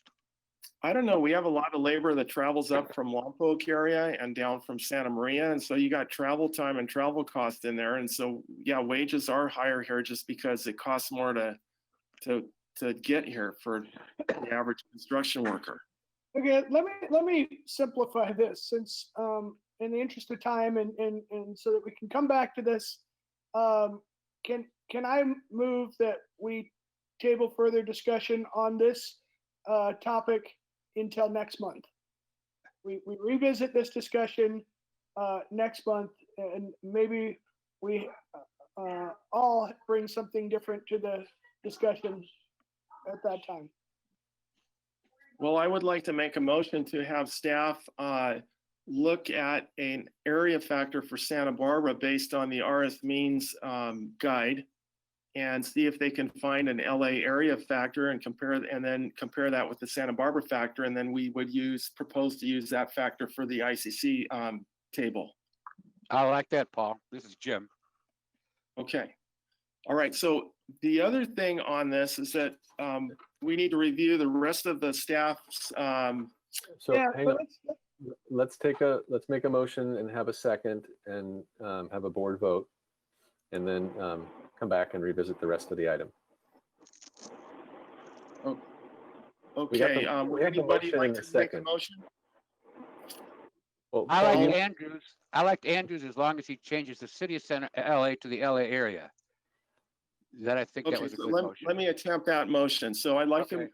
make a motion to ask staff to review the RS means area factor for LA area and Santa Barbara area, and then present that factor as a comparison with the ICC data construction evaluation that we would apply that factor to that ICC valuation. Sorry about that. That was a little wordy, but does that make sense? I think that I would like to suggest that Andrew try to summarize for us one more time, just for clarity, if you don't mind. Sure. So the finding is that we have concerns about the accuracy or relativity of the ICC table for the LA area being applied to the city of Santa Barbara for the purposes of determining construction valuation cost.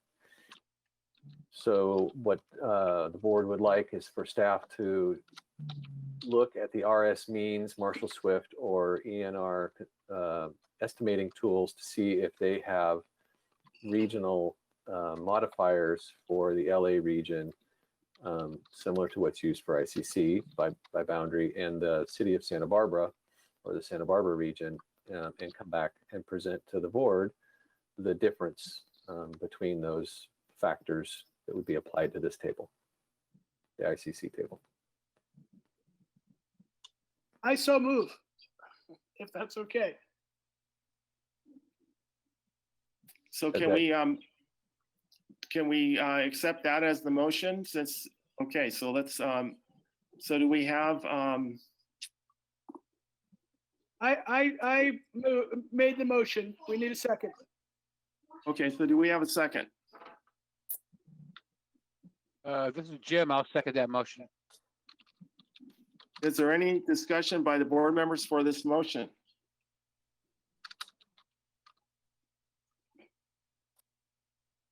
Okay, let's call it to vote. We'll use roll call for the vote. Please use your cameras. All in favor, say aye. All opposed, say nay. Jose Barajas, Aye. Jeff Hornbuckle, not present. Nick Kuntz, Aye. James Langhorn,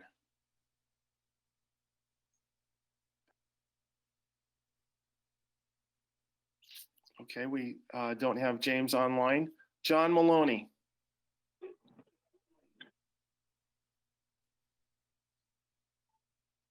John Maloney's not online. Jim Marston. Aye. Paul Spieler, aye. Mr. Chair, James Langhorn. Yes. I got my mic back on.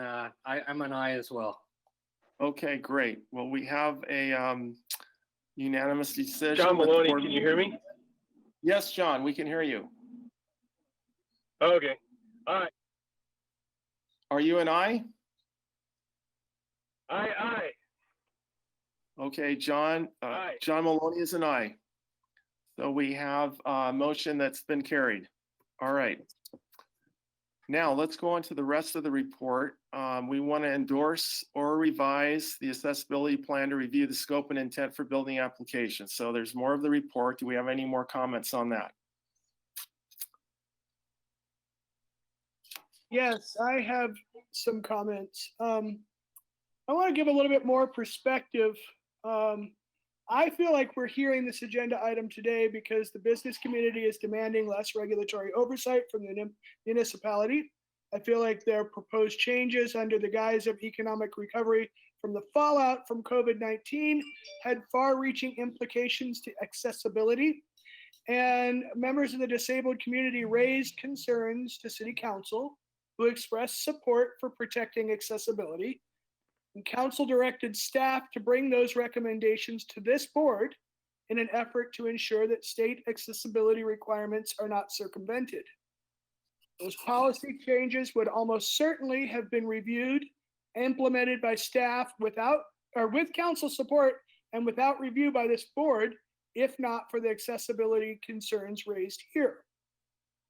And I heard at the beginning of this presentation, Mr. Stuffler assures us that that they aren't waiving any code requirements. And I don't believe that anyone feared that the city would be willing to take on that liability. I think that the concern was that the city would concede administrative oversight and enforcement with a more hands-off approach, which would then be exploited, much like the ICC. So what I'm struggling to understand, and perhaps staff can speak to this, is how do these proposed policy changes do anything to mitigate efforts to avoid state required path of travel improvements? How do they mitigate compliance? Yeah, so Or facilitate? well, no, I think we want to mitigate the abuse, and I don't see Oh, okay. how these proposed changes do anything but provide more opportunity for abuse. I don't know about abuse, but with less oversight comes less accountability. And I think that's part of and with that lower level of accountability comes a higher risk to the community as far as compliance goes. And that's how I presented to City Council. And So this is what what we'd like feedback from the board on is what is the acceptable level of risk that they recommend relative to how much information we're going to verify before we issue a building permit. The Business Advisory Task Force group would like us to uphold the building code and the ADA as it might relate to a project. However, the extent of validation and verification during the plan check process is what they're taking issue with.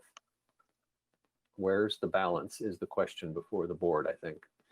And I'm trying to use these checklist or forms as sort of a way to graphically represent the extent of verification that different communities do during the building permit process. And to that end, it seems that the recommendation is to go very far to the other extreme from where we are now. The recommendation is what the building, as close as we can get to the Building Advisory Task Force request. But like I said at the beginning of my presentation, that is just the beginning of the conversation. That is the starting point. If the board wants to stay in that area, that realm, that's fine. If they want to move from that realm to a more thorough review during plan review, that's fine too. It's up to the board. That's why City Council wants to know what this board will endorse relative to the extent of plan review and confirmation.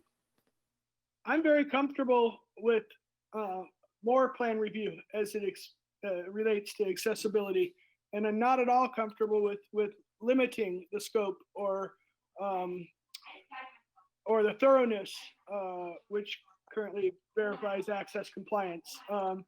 I much prefer the access compliance form that is used today. I find it far more thorough and instructive. I think that everyone is better served by the more thorough, more instructive form. It helps the applicant to comply and avoid costly mistakes. It helps the field inspectors avoid overlooking errors or inaccuracies. And so I am not in favor of adopting a different form. I also have concerns about how this, I depend on that access compliance checklist, the detailed access compliance checklist when we're reviewing, the ratification of a hardship. And how would we revert back to that old form for ratification, or would we be, what tools would we have to evaluate compliance at a ratification hearing? So the ratification hearing for a hardship on accessibility compliance staff report, that would have to include I can't remember if it's 5 or 6 items that need to be addressed in order to approve a hardship. But we would lose the very detailed form that we have today. The board could always ask for that. But yeah, what would be submitted to the building department as a mandatory submittal would be, based on the recommendation, would be less information than what we currently collect. So when I look at the form we have today, I don't see any information on there that isn't useful to me in considering a hardship ratification. Would be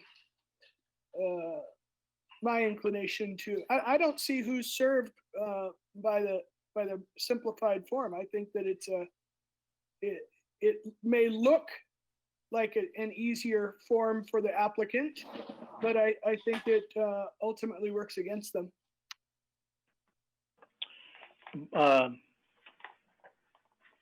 Jose here. Question for the building official. Will making this change reduce the quality of plan review for accessibility or increase the possibility for mistakes during plan check? I'd like to have Christy weigh in on that. My sense is that it wouldn't impact plan check as much as it would impact field inspection. But Christy, if you're still there, can you help us with this?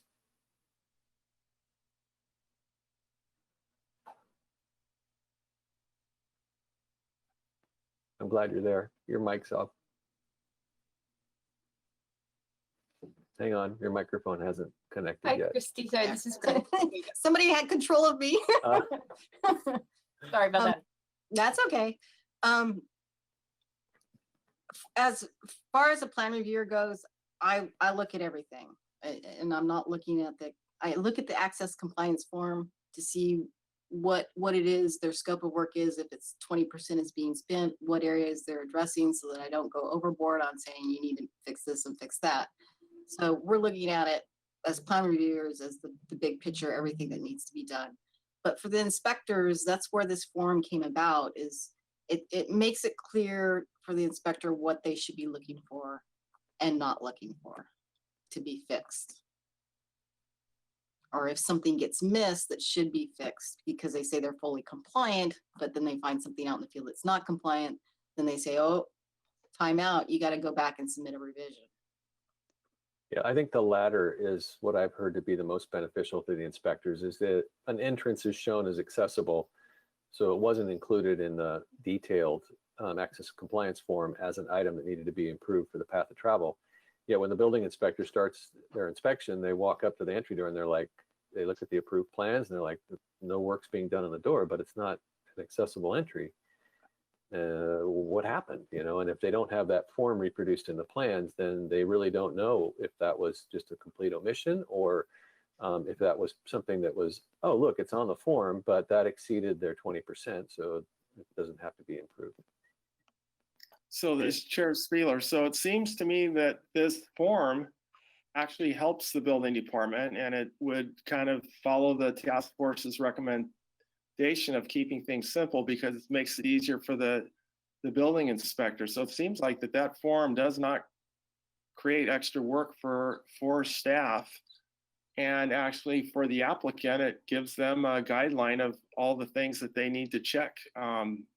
So it doesn't seem like that would be increasing, you know, a difficulty in accessibility, addressing accessibility issues. I Chair would, Spieler, I want to make sure I understand, Chair Spieler, when you are advocating we keep the current form, or you're advocating for the adoption of the simplified form?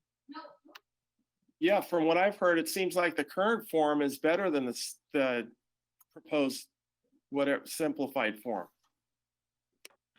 I agree with Chairman Spiller, based on the comments made by staff.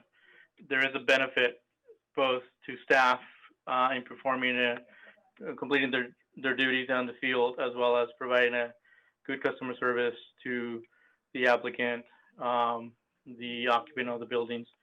So there's a benefit to keeping the form.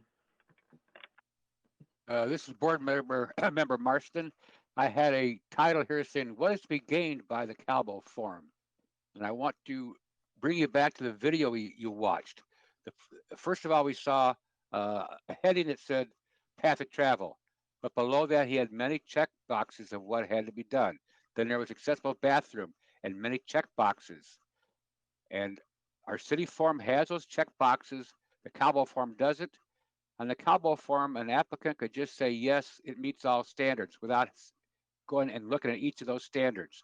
So we're trusting the applicant to say, oh yeah, this is fine. And as Christy said a few times, and Andrew also, the inspector goes out there, he doesn't know why this thing that he sees doesn't show up. I see no reason not to use the regular city form that has all the detail in there. So that helps the applicant know, hey, I better look at, let's say, the ISA sign, okay? Or I got to look at the bathroom toilet setting, or the foam around the pipes, okay? All those things are listed on that detailed form. Now, there's still a total heading that says accessible path of travel. But if we ask just for that on the Calbo form, I think we miss a lot. So it helps the applicant not get in trouble on a later lawsuit or anything. If he gets sued, it helps the inspectors tremendously, because I don't think many of them are trained in this field. And there's a lot of stuff they have to look, and they overlook things anyway. And it helps the plan checker knowing, hey, this person's saying, I've got a problem in 4 of these 12 places, and here's my changes. So I also believe that we should keep the current form with its detailed boxes to check. And I think that's about it. But I'm in favor of keeping the current form and not the Cabo form. Mr. Yeah. Lang, did you have any comments on this form? I think we're all otherwise in agreement on this.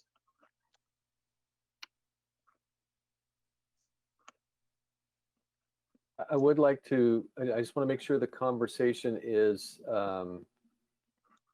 well-rounded, right? So this is not necessarily an opinion of mine. This is an opinion that I've heard, and I want to pass along to the board so that I can tell City Council, I did pass that along to the board. They did hear that opinion, and this was their response.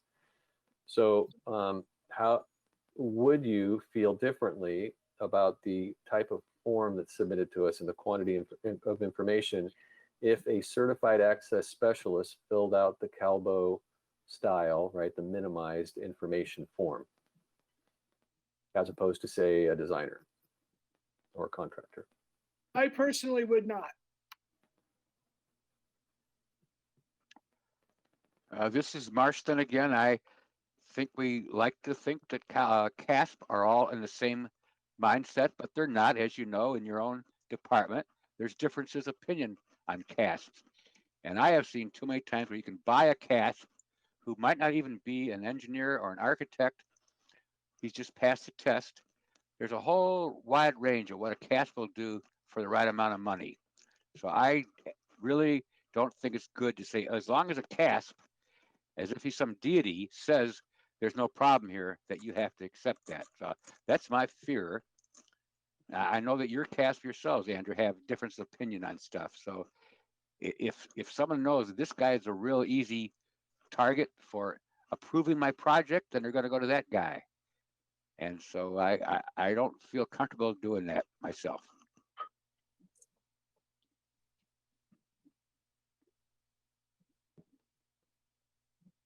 Any other board members want to provide feedback on that?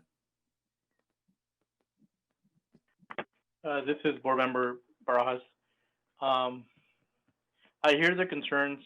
I think there's a level of professionalism and integrity that we expect from all design professionals, and I would classify some CASP or CASP as design professionals. They've taken quite a rigorous test to become that. So I think that should carry some weight in what they give us. Again, you know, it's a matter of integrity, and we taking some information for face value. This is Marston again. I just want to point out, I would think that a CASP has to look at all these detailed things that are already on the city form. So I don't think we're giving him any break on he's doing less work. He's still got to look at each of the items under path of travel or under accessible bathroom. And it's not a big job just to check the box once you've done it. He's not going to just take an overview and say, oh, the path of travel looks great. He's going to have to ask himself, are all these things done? Right? So he's already doing the work as far as each of these detailed boxes. And I don't see just filling out a box is that much work. I agree. And for me, it's a question of transparency as well as integrity. I know certain people will do anything for money, and the developers are frequently in a position of minimizing expenses and frequently to the detriment of the disabled and their civil rights. And I have no doubt that with the dollar figures at stake, they will find someone willing to agree with whatever it is they're trying to get out of. And so I wish that we could count on every CASP to, for integrity, but we can't, and the system, the CAS system, has no penalties for those who don't adhere to any sort of professional standard.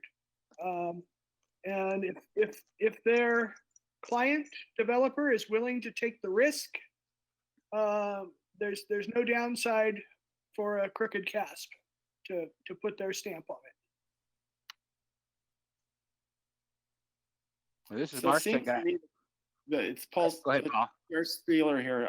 It seems to me that the current form really doesn't seem like it would add complexity for the applicant. It seems like it spells out a list of what he needs to, he or she needs to look at. And I think it's kind of a good guideline. It probably would help a applicant, in my opinion. It doesn't seem like that would create extra work. I don't know, Christy, could you comment on that? I mean, what is the issue here that current form creates too much work for an applicant? We're finding that the field inspections aren't being done. So without that form, it doesn't happen, the field inspection, the verification of what is compliant or not compliant. I think the question really is this, Christy and Andrew, have you had a lot of complaints that this form is too hard or too long to fill out? Is that really a big complaint that you're getting from the building architects and planners? That form is a waste of time? I occasionally get that complaint, but not very often. What I'm trying to get a sense of, and I'm going to relay back to City Council, is the level of plan review that we're doing here in the city beyond what the board feels is reasonable, and how comfortable is the board with the concept of trusting a private party CASP to serve as the detailed reviewer, and we trust their summary of their detailed review in our plan check process. That's because the ask was in that business advisory task force item is, let me hire a CASP and don't worry about it. The CASP will take care of it. Don't challenge me. Don't challenge my CASP. Just let me hire a CASP, and then whatever my CASP gives you, the building department, you accept because it's CASP that gave it to you.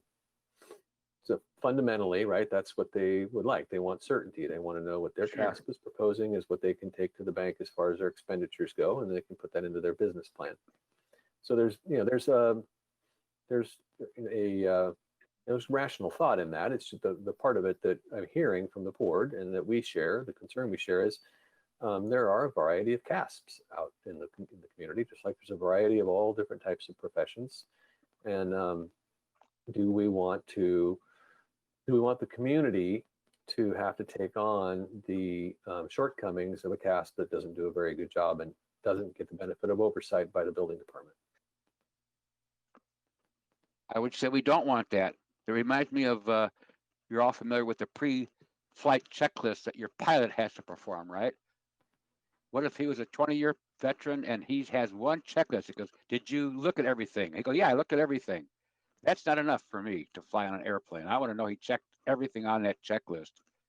And a good CASP is going to do everything on that detailed sheet anyway. And you're just asking him to take one more step and make a check mark. Either I checked this or it's accessible or it's not. But I'm very fearful of just allowing someone to hire a road CASP and say, oh, it's been checked by a CASP, therefore it's 100% right. And don't ask me any questions.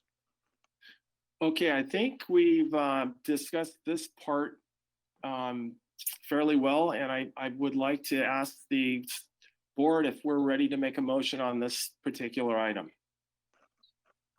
Oh, I have a number of other areas that I'd like to touch on. Well, let me rephrase that, Nick. On this particular area right here, on the CASP.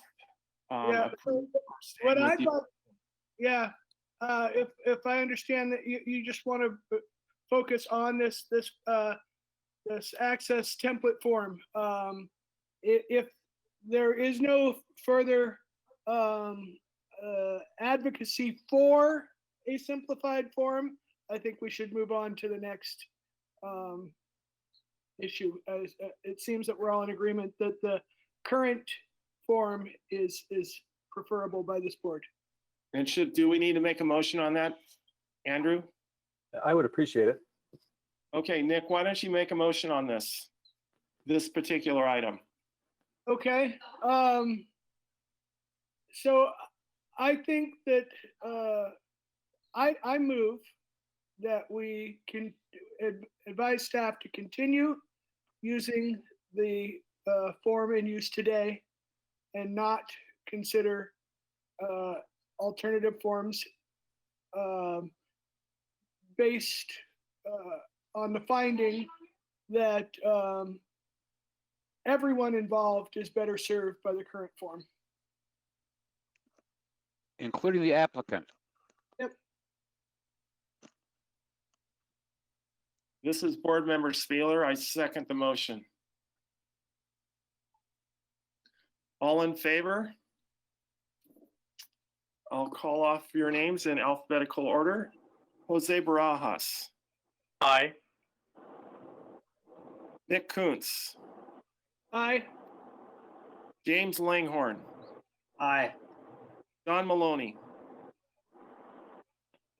Aye. that was an aye for John Maloney. Jim Marston, Aye. Paul Spieler, aye. All right, let's move on to the next area of this endorsement. I have questions. Accessibility Plan review. I have questions regarding technically infeasible features and proposals. Can staff give us a little bit more insight into what the thoughts were here? Yes, Christy, did you want to take that or do you want me to take it? Oops, somebody's muted you. Sorry. I'm not quite sure, Nick, what you're asking in reference to the technically infeasible. So the summary provided in the staff report says that you've looked at technically infeasible feature proposals. And I'm just want to know what implications that had in this recommendation for the policy adoption. I can field it if you like, Christy, and then you can Yeah, fill in. Okay, thank you. Sure, no problem. So since I wrote this, I kind of know what I was thinking when I wrote it. Christy doesn't, so it was kind of an unfair question to ask her to do that. The idea was technically infeasible is a defined term in the building code, and an example would be, I think it has something to do with the alteration of a structural member in order to comply with the accessibility provisions in an existing building.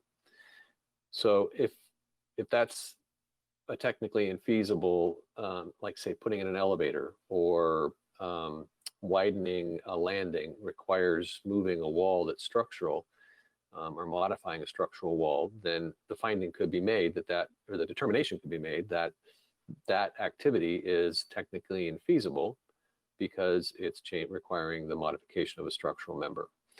And that's what we would look at is we would go, if someone said, hey, it's technically infeasible for me to change the strike side door clearance on this door because there's a structural steel member in the wall there. And we would look at the plans and confirm, yeah, sure enough, there's a structural steel member in the wall, and that is a structural change, and that would meet the definition of technically infeasible. But I know Christy's looking, I can see she's trying to find the definition, I think, for us to use, so, or for us to refer to.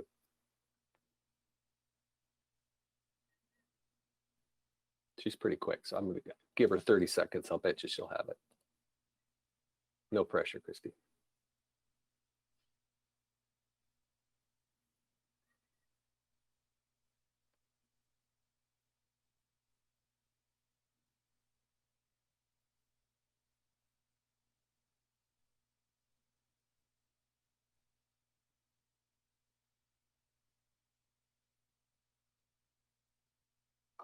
I'm going to look while she's looking.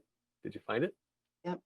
Okay. It's an alteration of a building or facility that has little likelihood of being accomplished because the existing structural conditions require the removal or alteration of a load-bearing member that is an essential part of the structural frame, or because other existing physical or site constraints prohibit modification or addition of elements, spaces, or features that are in full and strict compliance with the minimum requirements for new construction and which are necessary to provide accessibility. So my concern with technically infeasible determinations is that we've seen those determinations and found that they happen in error, and that can't be avoided. But sometimes it's just a little bit of myopic thinking. Well, it might be technically infeasible to put in this platform lift here because of this structural member, but it's not technically infeasible to put the platform lift over here and meet the requirement for the path of travel. So my understanding is that under the current state building code, that technically infeasibles need to be properly documented, and that some have raised a concern that those aren't being tracked as well as maybe they should be. And it's very difficult for a concerned member of the public to find that data in street file or project file, if it exists at all. And then there's no way to challenge a technically infeasible that was made in error. Hey, could you give us an example? I'm not aware of very many technically infeasible determinations that we've made. Well, there was one that came to this board on West Figueroa. Yeah. And we found that that was not technically infeasible after review. That wasn't a technically infeasible, that was a hardship request that came to the board. And during the course of the discussion, we were talking about the concept of technically infeasible and determined that it wasn't technically infeasible, that they could put a lift in. So I guess I've confused the situation by Can I put in there? Yeah, I think I know what you're going to say. It wasn't the lift, it was the bathroom. Right. It was the bathroom that was originally told it was technically infeasible because of the brick there, and it turns out they fixed it on the later go around. But I think Nick's bigger point is these things, according to what I read, have to be in the files. The determination of it and why it was infeasible. I don't think those are being done. So Christy, do you know, or can you read what has to be going into the street file or the? What it says is the details of the finding that the full compliance with the requirements is technically infeasible shall be recorded and entered into the files of the enforcing agency. So Okay. I could view it as, it's documented on the building permit documents. On the access compliance form, asterisk this item, it's technically infeasible per. Yeah, but we would need the basis for that, right? Right. So it would be more than I agree, they could put a note on a footnote or something on the form and then just provide it, but they need to provide the basis for why it's infeasible. And that's what item 2A1 is. I'm sorry, 2B is evaluating any proposals that come to us and make sure they're properly documented and that we agree that it is technically infeasible. So I guess the clarification I need is, do you feel that they're being adequately documented today? And if not, do you think that this recommended process change could be amended to ensure that they are properly documented? This is Jim. Could 2B just say confirm technical infeasibility, failure proposals, and documentation? Sure. Documentation in the project file. No, we have to do that. We can't, board members, there's no way we can avoid making a record of the determination. That would be waiving state building code. We can't do Okay, that. so where does that documentation go today?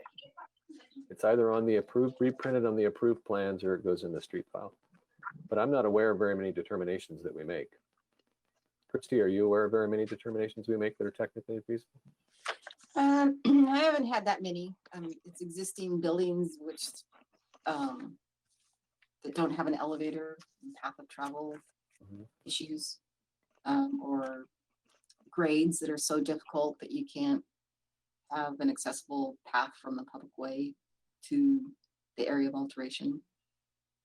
Yeah, I could think of maybe a handful in the 6 years that I've been back. So not many. Okay. So then I move that we revise to be here to read confirm technically infeasible features, proposals, and document them.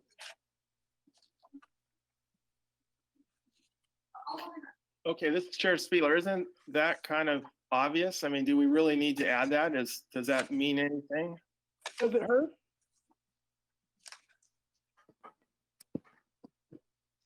I mean, if it's a proposal, it's documented. You know, they're going to document their proposal. It just seems like it's not necessary. I guess it wouldn't hurt, but it doesn't seem like it's necessary either. It seems like it's obvious. Board Member Barajas here. Sounds based on the description by staff and by the building official that it is already being recorded, if I understood it correctly. Either in a code analysis or somewhere on the plans is being recorded. So I don't see the benefit of adding that if it's already being done. I guess I'm specifically looking for a way for that to be accessible to the public, easily accessible to the public, so that watchdogs are able to, more carefully scrutinize the technically infeasibles. Board Member Barajas here. Question for the building official. For commercial type projects, what is your policy for keeping plans and availability to the public in situations where there's important information being recorded on the plans? I'd say a decision like this for technical infeasibility. Yeah, so this city has probably one of the most comprehensive archives of approved drawings of any city that I know of. And we're converting them all to digital PDFs so they can be viewed in our lobby, by anybody who wants to come in, make an appointment. We save all drawings, so it's not, we don't limit the plans that we save to the state criteria. I got the sun coming in on me, sorry about that.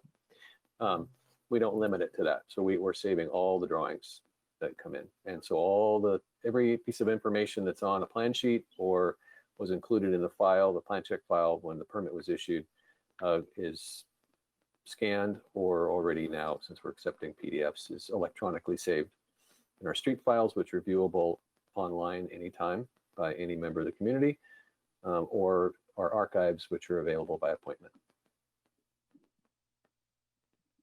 All right, thank you. So it sounds like it's already available for anybody, any member of the public once the permit has been issued.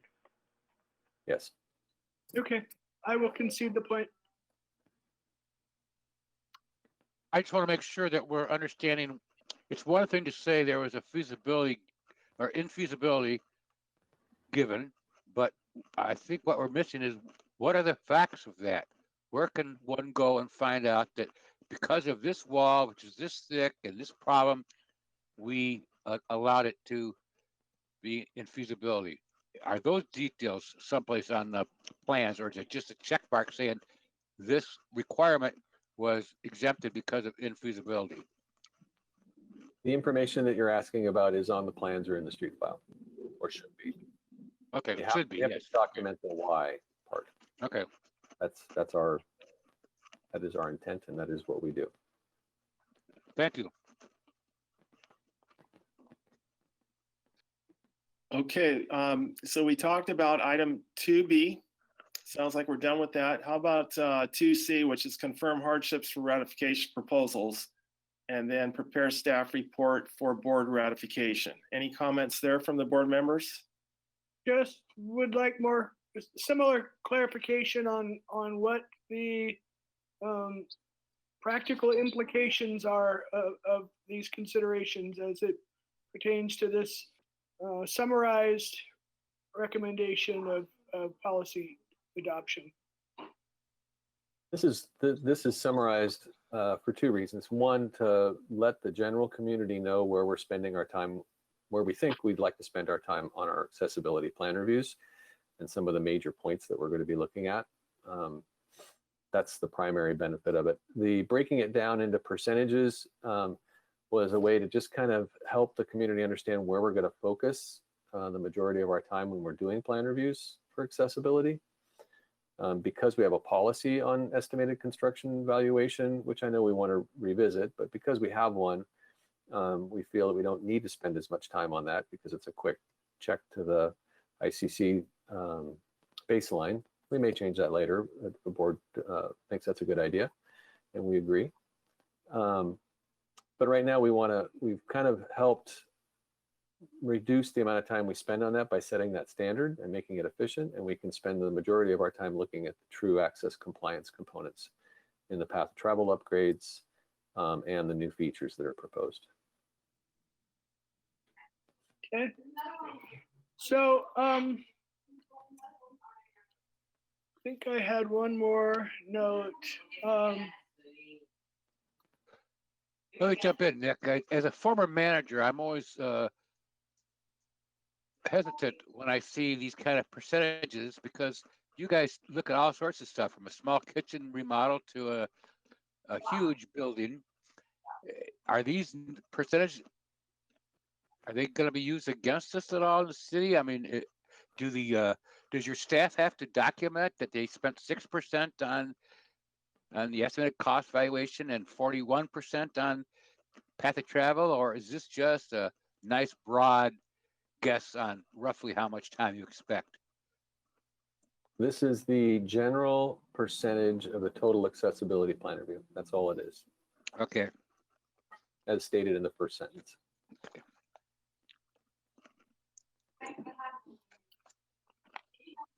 So with the exception of the issues that we've addressed in previous motions,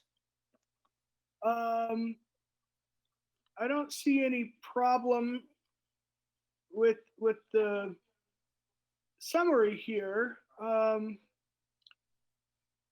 But I guess there's still a little bit of nagging concern that when it comes to practical implementation of this new policy, that I'd like some reassurances that approval of this endorsement does not authorize city to reduce the scope of its current accessibility review of proposed building permit plans and the plan check process, nor does it authorize the city to reduce the thoroughness with which it currently verifies access compliance in the plan check process. Christy, do you feel that the summary kind of outline of accessibility plan review items would result in a reduced level of code compliance in plan check? No, I'm not. Okay. I'm sorry, Nick, I thought that was your concern. yeah, I don't feel it's limiting me in any way to do my plan review appropriately for accessibility. Okay. Thank you.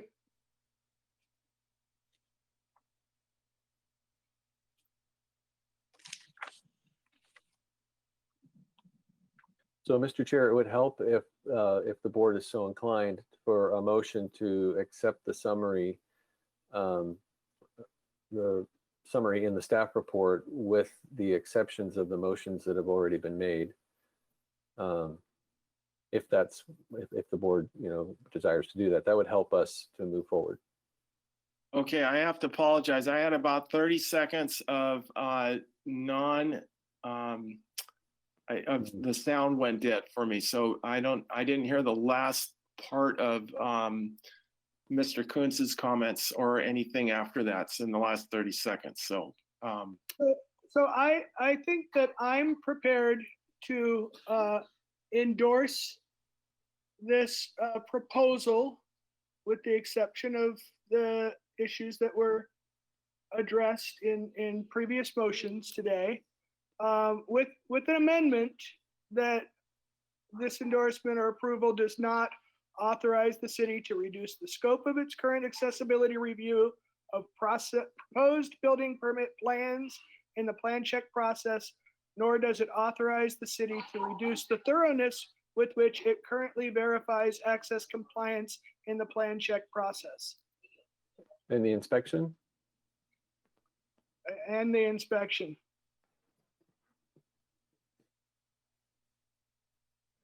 okay, could I get your comment on that, Andrew? I mean, it seems to me that we're trying to streamline the process, but we do not want to. So we're trying to streamline it, which seems to kind of contradict a little bit what Nick said. I think what we're trying to say is we want to streamline the process without jeopardizing the accuracy of the accessibility review. Well, yeah, so one of the ways that we can do that, right, is by making the expectations of what approval looks like clear. And so if we put this outline together to say these are the things we're going to be looking at, and this is the format that we're going to be wanting your information in, we're giving all the tools to the applicant, and we're having a public conversation about those tools. And we're agreeing that we're recommending to the city council, actually, we're just going to set the policy and advise city council, unless they object, that this is what the board recommended. The board recommended that we conduct our reviews in this manner, that we use these tools to document the extent of accessibility in existing buildings, that we take a second look at our construction valuation policy to make sure that's serving the entire community as best possible. And that, I think the motions that have been made so far are achieving those goals. Is there any reservations about the amendment I'm proposing? I just want to make sure that there's no possibility for this to be interpreted differently later. That's the intent of my proposed amendment. It's just clarifying that as long as nothing in this proposal could be misconstrued, I'm in agreement. Does that make sense? Is there any So objection? let's talk about this. So it seems a little vague. So let's just say, let's ask the question here: does this proposed revised evaluation of accessibility, does this reduce? Let's ask the staff. Would this reduce in any way the amount of? Andrew asked, and Christy said she does not think that's the case. But I see potential that another staff member might interpret it differently. And so what I'm asking is that we be clear in our recommendation to staff that this approval or endorsement does not authorize the city to reduce the scope of its current accessibility review of proposed building permit plans in the plan check process, nor does it authorize the city to reduce the thoroughness with which it currently verifies access compliant in the plan check process, nor field inspections. I believe that was the point of clarification Andrew asked for. Okay, do we have any other comments from the other board members before we bring this, ask for a motion?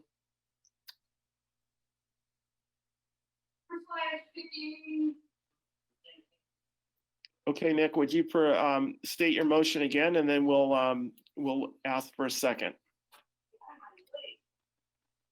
I move that we endorse the recommendation of staff with the exception of the previously Motions. with the exception of the previous motions and with the following amendment. This approval or endorsement does not authorize the city to reduce the scope of its current accessibility review of proposed building permit plans in the plan check process, nor does it authorize the city to reduce the thoroughness with which it currently verifies access compliance in the plan check process, nor the field inspection process.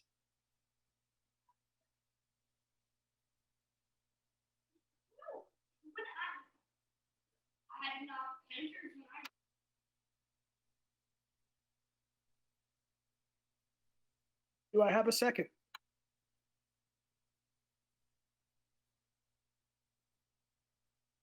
This is Paul Spieler. I'll second the motion. All in favor? Is there any discussion from the board members about this motion?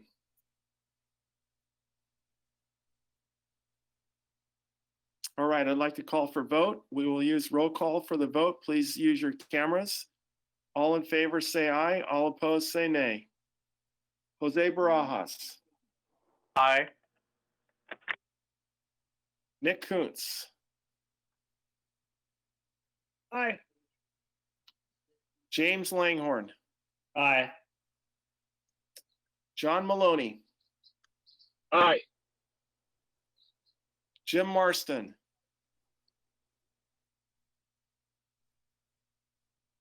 Did you hear me? Aye. Jim? Jim Marston, aye. Okay, Okay. Paul Spieler, aye. The motion carries. All right, that ends our meeting, so called for adjournment.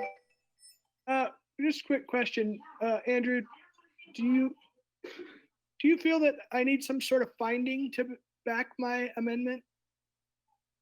No, Okay, no, yeah, I think you're. okay. Thank you. All right, thank you, Nick. So I guess we're ready for adjournment. We need a motion from the board to adjourn.